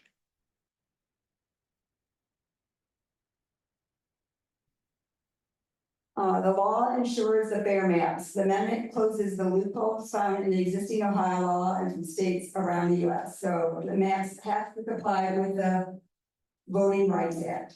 They have to comply with the Voting Rights Act. So the ballot language makes it sound like it's gonna allow jury immunity, which it doesn't. It has to comply with the Voting Rights Act. Maps favoring or disfavoring a political party are banned. Maps cannot take incumbent or candidate addresses into account. And maps must preserve communities of interest, so they can't split up people. People, like, you can't have that crazy little snake thing.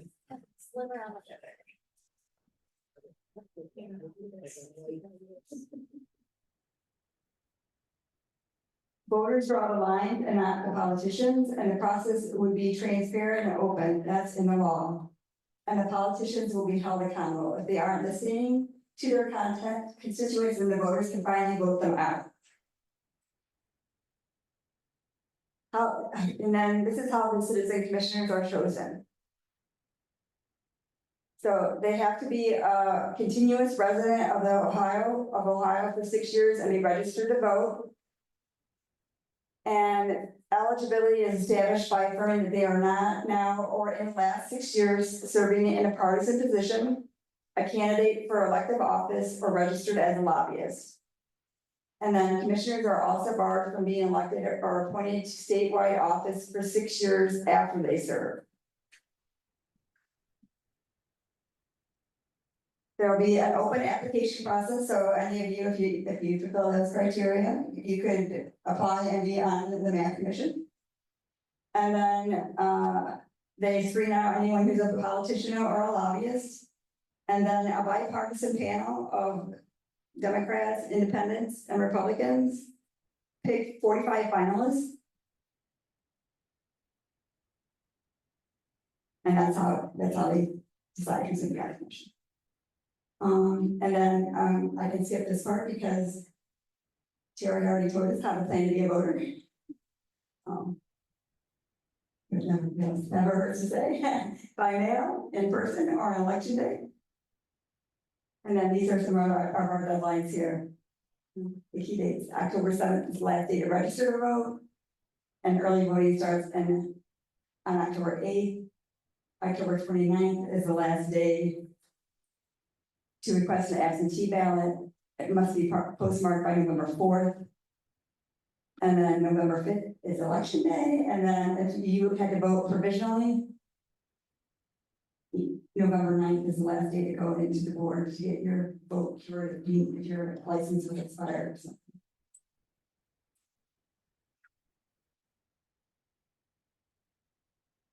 So check your license now.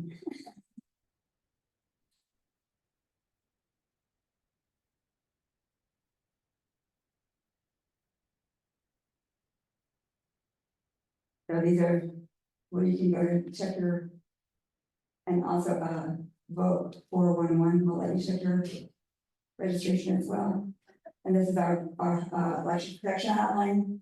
There's some signs back there for the election protection, as well as vote yes on issue 1. And there's some cards there as well about the specifics of the one. And if anyone wants to be on the committee to educate voters, it's really easy. Jean, did you want to give a little spiel about how easy it is to hand out the cards? Is that what it was? This is the tear caught me, I'm like, look. Yeah. Handing out cards is not my thing. Talking to people is not my thing. But you gotta do it. You know, you gotta stand at the farmer's market because you gotta catch that person who doesn't know what the anti-gerrymandering in the municipality. He hasn't heard it. He was confused because of all of the, I was at a, book last night. And I I took my flyers and handed them out, and people asked me, these are for people who are not unaware, but they said, now, I vote against issue 2? Well, there's no issue 2, it's just yes on 1. And they said, well, it confused me, I've heard, both sides on the gerrymandering, and I'm really confused about it. And so these cards have a QR code. I am not good at just popping up and when I was handing my cards out at the farmer's market, this young man was asking me questions and I couldn't bring the facts out right away. I just said, go to the QR code, and we'll talk about it, people, and tried to explain to him as best as I could. But it's just something you gotta do. You gotta get out of your comfort zone. You gotta talk to your friends. People don't understand this. And the bottom line, what you have to tell them is yes on 1. It's just yes on 1 is the bottom line. I think in order to win this, we really have to just hammer yes on 1 because the layout language is extremely confusing. I think you said it well the first time. Vote yes on issue 1, because the language they put on the ballot was written to the opposite. Yes. To be Yes. confuse people.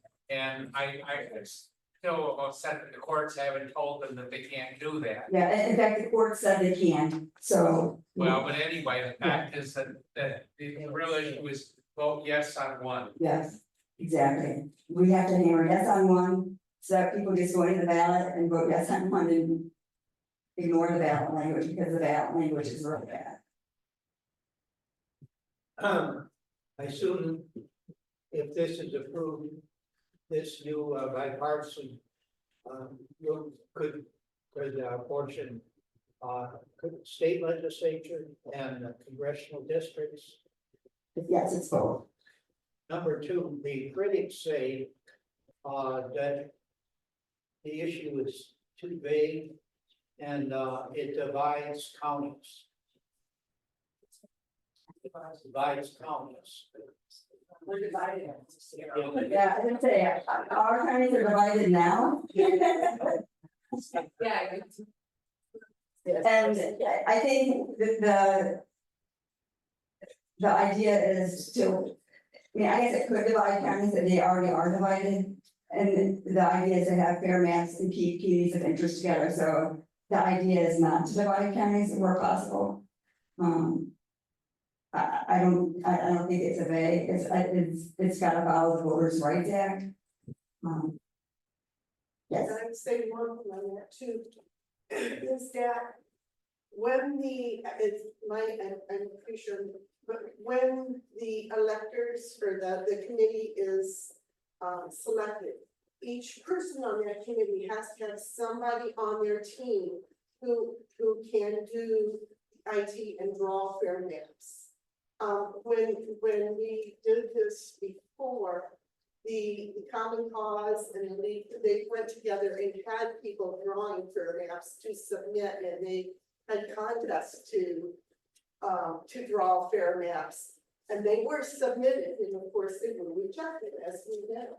So everybody on that 15-member team has to have somebody on their team who can draw fair maps and take into consideration things like county lines and I wish when I was talking to that young man the other night, I thought about telling him this, but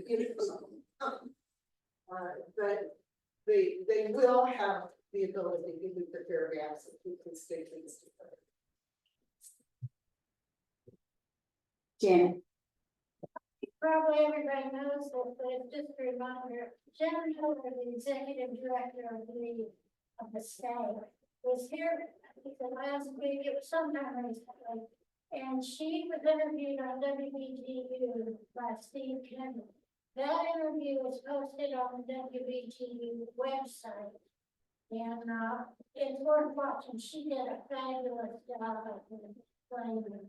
And so if you have friends who don't understand it, it's also some place you can, send them, just WBG, www.edu,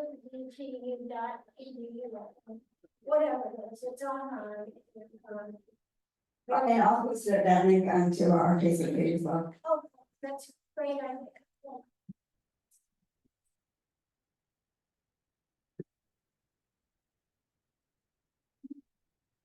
Thanks, Shar. Thank you, Shar. In the current version of the districts, there's a piece of northern Wood County that's in the Marcy Capture District. And I believe they're in a state state house district as well, so that makes no sense. Because the League of Women Voters in Bowling Green and Perrysburg go together to do candidate forums, and you've got this little piece of people that are not served by those forums, but Toledo doesn't do them. Anyway, our last speaker today is Jeff Dennis, who wears a number of hats. He's a member of city council, but he's also involved with the group BG Families for Schools, which I am delighted that this group has formed and is working as an advocate for school levies, because we've needed that for a long time. So, Jeff. Right, can everybody hear me? All right.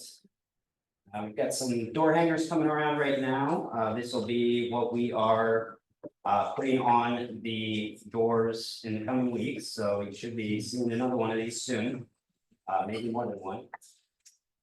My name is Jeff Dennis. I'm a member of Bowling Green City Council, attorney here in town. Today I'm here on behalf of Bowling Green Families for Schools. I appreciate you guys offering to let me come and speak and share some information about the upcoming operating levy that will be on this November's ballot.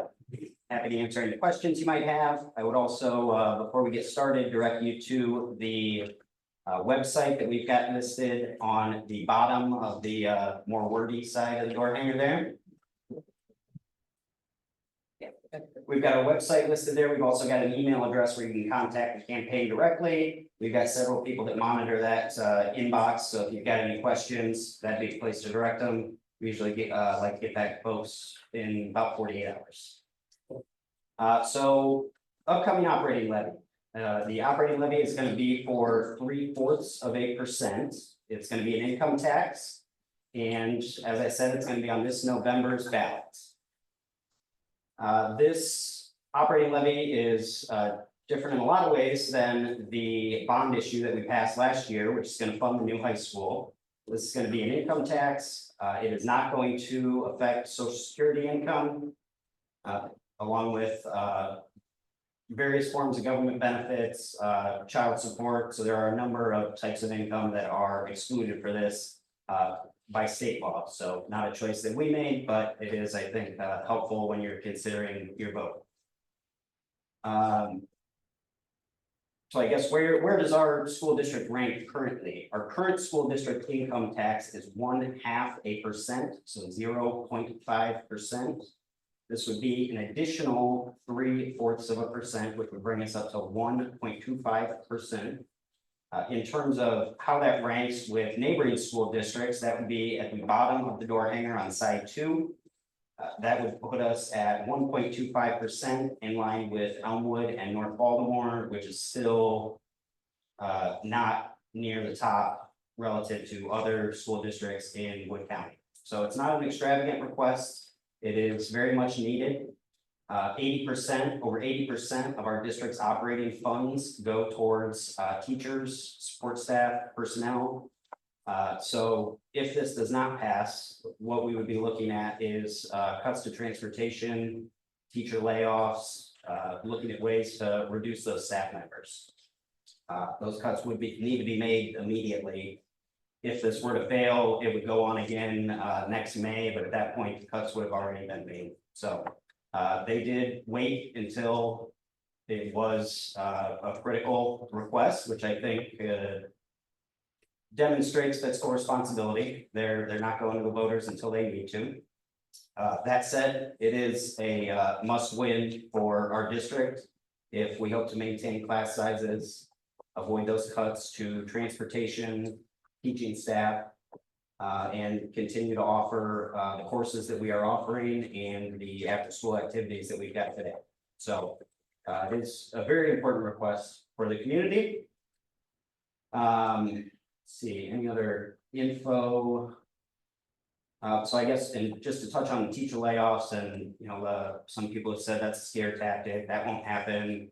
I think you really just need to look at neighboring districts, Perrysburg, Napoleon, Ottawa Hills, even Anthony Wayne, Otsego.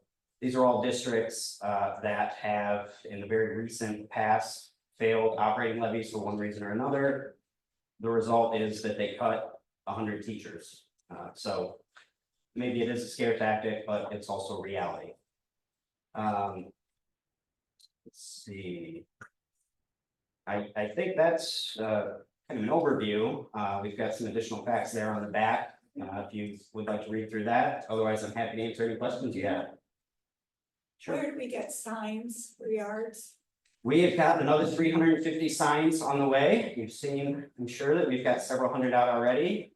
There has been a supply chain issue, we would say, but they are on the way. If you've already signed up for a sign, we've got you on the list. We're getting to it as fast as we can, hoping they'll be delivered this upcoming week.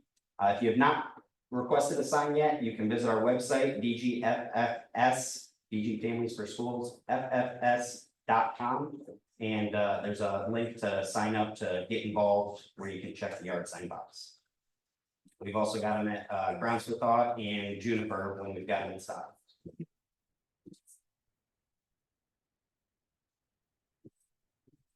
Anybody else? Sure. This is the income tax on earned income. Yes. Yes. Okay, well, no, it's income tax. No, it's not really. It's a traditional, but Social Security is exempt. It's all income. And earned income tax is just payroll tax, but. Yes, no, this is on all income. The reason being that there would be a greater number of people sharing the tax burden. So it actually brings the cost down for the average family quite a bit when you do it that way. And there's a lot more information about that on not only our website, but I guess I would also direct you to the school's website. They've been putting out a ton of great information on, what a difference a year makes. This would be a totally different talk if I were here 12 months ago. The communication on the district's part has been fantastic. They're getting ready to send a lot of information out through the mail. I know the superintendent is holding regular coffee chats. So that would be another great source of income or information. And our current superintendent teaches school finance at the collegiate level. So reach out to him personally and he'd be a far better messenger than I. Should I clear up just a little bit? Sure. So it doesn't tax social security, but it would tax pensions. Yes. Yes. So I'm glad of that because I feel much fairer for these. Sign on, I have basic tax. Yeah, so Social Security income, but if you are on Social Security and you have other sources of income, you will be paying into this. Yes. Thank you. But senior citizens get a $50 tax credit. Oh, On anyway, school district yeah. income Oh, that tax. was not, I support schools. That's not me, but I'm So, so guilty yeah. about putting sign on if I'm advocating something and then don't have any responsibility. Sure. Does the operating levy that's being proposed factor in the cost of operating a new type? And how much of a factor is that going to amount to? That's a good question. That would be a better question for the superintendent or the new treasurer. But yes, this is based on their 5-year forecast. So that would take into account the operation of the new school that will be opening during that period. I guess the other thing that I would say that I did not mention is that this will be the district's first, if approved, this would be the first levy the district has, the first new operating levy the district received since November 2010. So it's been almost 15 years since we've had that increase from the voters. And, you know, there's state funding has gone up and down. You know, the one thing I would say about state funding is that it is unreliable at best, so. Yep, I have a question here about the rates that the different cities pay, because I find it a bit misleading. Because this is only part of the equation. Bowling Green has quite a lot more people who vote and who are affected by this tax than say North Baltimore. So do you have figures on how much income tax in dollars the different school districts get from their tax rates? sure, the district's got a chart that they put out on that. It's a bar chart that goes horizontal, not vertical, which I'm not crazy about. It does have dollar figures on there. That also includes the property tax burden, and what you'll see is that we are in the bottom third. So I've seen that, but I don't see a total that's generated from taxes themselves. on that bar chart, the numbers are printed right in the bars, and it breaks it down by property and income. Okay, I'll take a look at that again, but it was not very clear. And if you can send us an email, and we will certainly get that information if we don't have it already, and we'd be happy to do that. Thank you. Anybody else? All right, well, I appreciate the opportunity again, and like I said, if there are any questions, or if you're looking for ways to get involved, we are going to be going door to door soon. Actually started just this past week, so should be seeing our volunteers out, and again, yard signs are on the way. Yeah, thank you. And I do go to the Board of Education meetings for the league. And the superintendent, the new superintendent is so open to communication. If you have questions, stuff. The finance person is so transparent. If you go to the Board of Education website, everything is available. It's so amazing. And they also do a newsletter every month, I believe, that you can subscribe to and get the information about the schools. So utilize the information they have, utilize the Board of Education and the communication that comes out from BG, I'm saying the board, but the BG City Schools website. Has so much information. Yeah, absolutely. And if anybody would be willing to write a letter to the editor, testimonials, we're always looking for anybody who's willing to talk about how our schools have positively impacted them, their kids, anybody else's family. So encourage you to reach out and get involved that way if you'd be willing. And would these be helpful points to? Yeah. Messaging? Yeah, so on the front there, those are really the points that we are stressing. You know, the impact that it would have on teachers, students, things like busing and after school activities. Those are the areas where we would be seeing coaches. I think those are things that our school does very well, as the recent grade that we got demonstrates. I think we have a lot of phenomenal teachers that are doing a great job, and I think this would be a great opportunity to support them. Sure. What percentage of the budget is covered by this? Say that again. What percentage of the school budget is the operating? That would be a better question for the treasurer. I can get that information for you though, Joyce. Jotting down notes here. I guess the other thing I would say to when comparing us to other districts, I think it's also useful to consider the sheer size of our district. Bowling Green is an incredibly large district. We're stretching all the way over to the Henry County line. Our buses are running over 370,000 miles a year. It costs $105,000, over $105,000 to operate our district every day. That's 365 days a year. So that would be an average. So if we really do have a very large organization that we are running, the fact that they've been able to go since 2014 without an increase in those operating funds, I think, again, demonstrates some pretty incredible fiscal responsibility. I don't know anybody that's operating off of their 2010 budget today. I'm certain I was in college at the time, so a lot more baby formula now. Jeff, how much of the need for this levy is based on vouchers and what vouchers are taken away from this?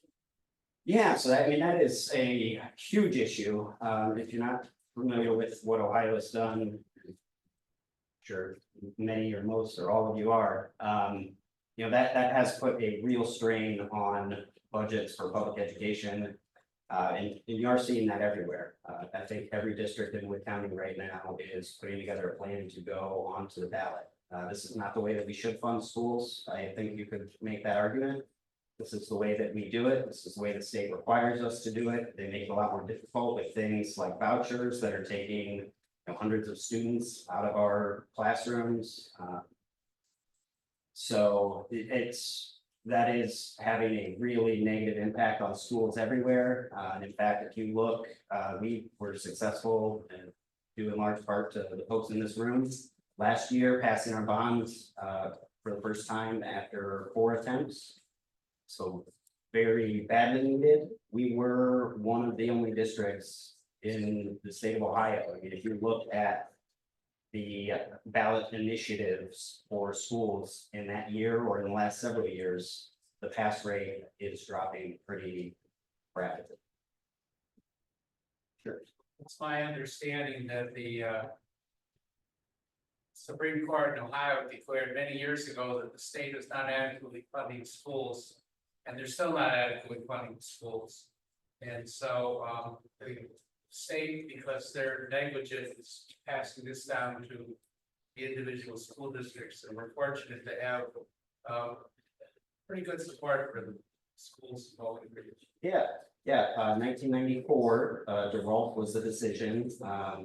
The legislature does not seem to care. Hasn't seemed to care, unfortunately.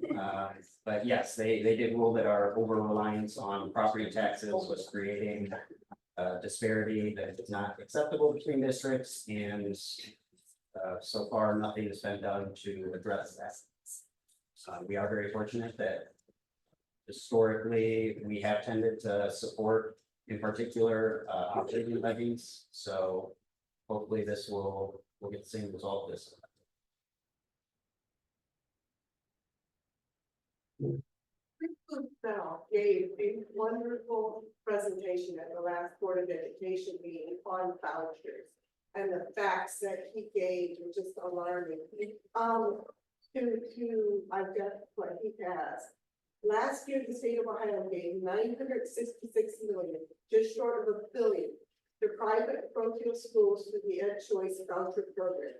The state raised the eligibility requirements to 450% of the poverty level. That means a family of 4 with annual household income of $480,000 a year, $500,000 a year, can receive more than $8,000 to send a kid to private high school. Despite this windfall for private school attendance has barely increased, and in fact is lower today than it was in 2014. Over the past 3 years, private school attendance has increased, but only about 10,000 students, while participation in the voucher program has increased by 66,000 students. And private school tuition has increased to take advantage of that voucher money. In summary, we taxpayers are paying nearly $1 billion a year to send about 180,000 students to private schools. And many of those kids come from wealthier homes than ours. Given the downward trend in private school enrollment and the reversal of that trend over the last 3 years, one could argue that the voucher program is a public bailout of a struggling private school industry in Ohio. From 2021 to 2022, the state's proportion of support for public schools fell from 41% to 36%. So Ohio now has funding mechanisms to provide state grants for building of religion and religion-oriented private schools. So the state is now eligible to build private schools. So if you're in a rural area that you don't have a private school to send your kids to, the state can build one. And I can't, I'm doing grid. So, and sources for this summary were the Ohio choice, he does have several sources cited. And I passed this information on to, Lee McClure to post for the league board, so it will be out there. But this is what Rick presented, not as a member of the league, but as a citizen to the Board of Education at the last meeting. As a past public school employee and educator for 38 years, public schools are privately restated. Voucher that private schools are not held to the same standards as public schools are. Public schools have to take everybody, and vouchers, lots of voucher schools can refuse to take some students, which are usually higher expense students. It's a sham what's happened in the state of Ohio and Michigan. Yeah, that's a great point. When you look at the average cost of educating each student, it's the students that do not need as many resources that are taking a full amount and going to private schools. So it's, yeah. It's a huge And they're issue. also not accountable for the money. If you go to the Board of Education of the city schools, the financial report is pages long for each month. And the private schools, they get the vouchers, do not have to account for how that money is spent, whether it's a window in the church or whether it's for a student, that money goes to the school. So it's so many levels. That's not fair to the public. Why is it so important? That's right. Exactly. Yeah, this is the reason that can happen.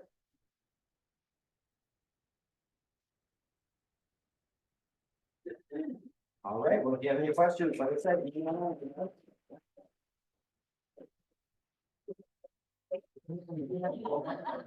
Thank you, Jeff.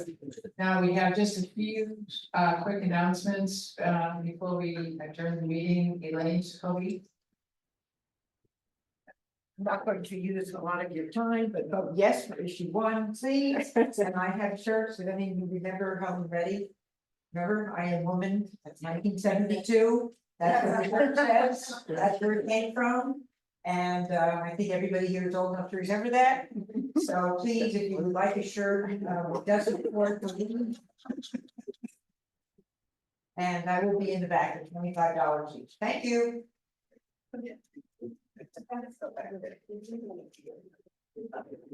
Big deal.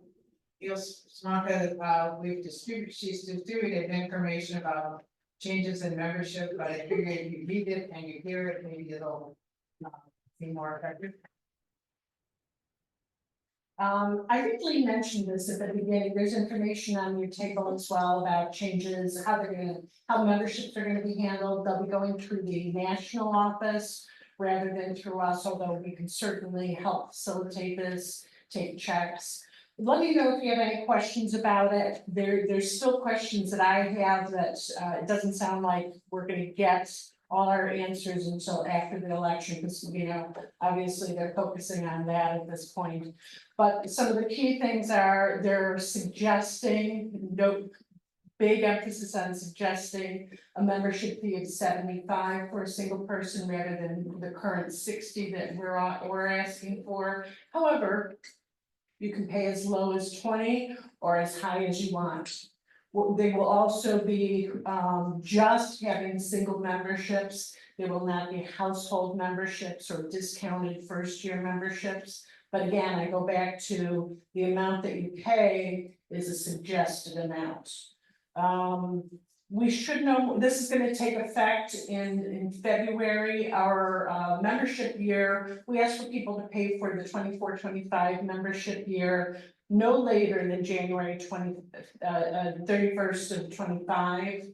But we will encourage you to certainly pay today or very soon so that we have an accurate list and we can make sure that you're included in the information that we send out from time to time. Other questions at this point? Yeah, just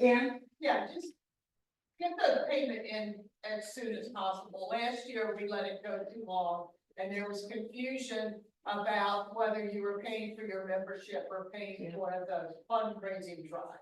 So if you pay your membership in October, you don't have to worry about that anymore. And when the letter comes in December to ask for fundraising, that's your fundraising. And we will, of course, locally continue to encourage you to give us, to offer donations for the operations and for our scholarship fund. We actually will only get 20% of whatever you do end up getting, giving as your dues right now, and it's actually gonna be a little more. Right now, we keep about $9 of the $60. We'll get a little bit more than that if you pay the 75, but we still depend heavily on other donations for our operations. We appreciate that you do that. All right, thank you.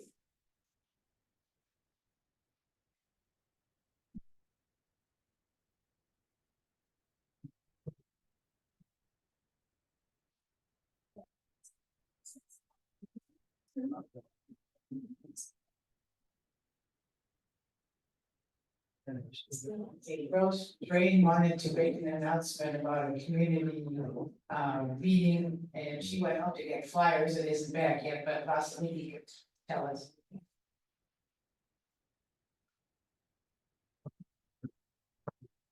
This is about a meeting that the organization BGSON, which stands for Bowling Green's Neighbor and Neighborhoods Group, is going to host on October 12th, Saturday. And I believe it's going to be a very long meeting, 9:30 in the morning to 2:30 in the afternoon, if I remember well. It's going to take place at the community center in Bowling Green. So it's an important meeting. It's called Call to Action. And it's going to be monitored by Professor Steve Katie, who is excellent in eliciting ideas from people about what to do to improve the central issue that this organization is all about, which is to improve housing in Bowling Green, to actually not only improve but also increase housing. There's a shortage of housing in Bowling Green, as you probably know. And there's going to be another issue coming up in that particular meeting, which is about transportation, public transportation in Bowling Green. This is something that was decided as an issue to talk about in our last meeting a couple of weeks ago. I think Rose is running home to get some flyers, and those flyers will include details. Anyway, I invite all of you to attend that meeting as much as possible. Like I said, it's going to be in the community center, Saturday, October 12th, 9:30 to 2:30. And it'll be very interesting. We have invited a lot of stakeholders, from people who rent, also rental property owners, city council members, students, homeowners, healthcare workers, and more. I think Rose is about to come. She can provide more details about this. So I'm gonna leave her to conclude this announcement. Do you have any questions for me before I go to my seat? There. Okay, thank you.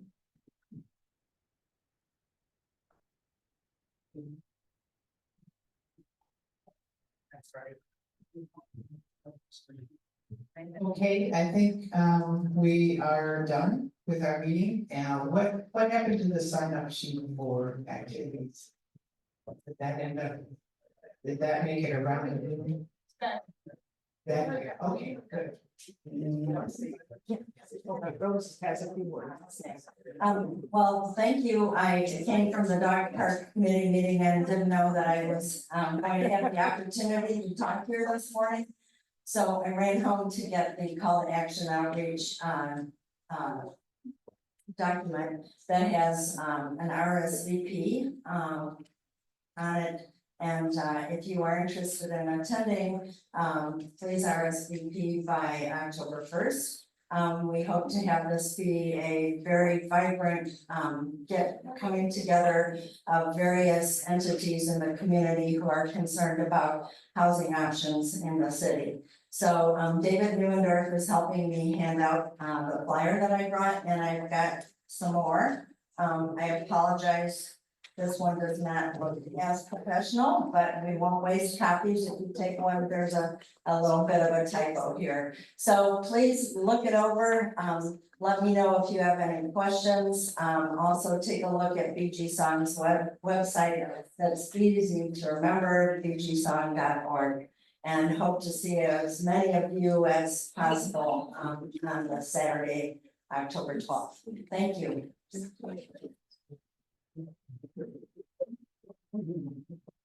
And finally, October 13th, Sunday, 4 o'clock. At the Veterans Building in City Park for our face-to-face meet the candidates event. And invite all of you to come and participate. Other than that, enjoy the rest of your weekend. Thank you for coming today.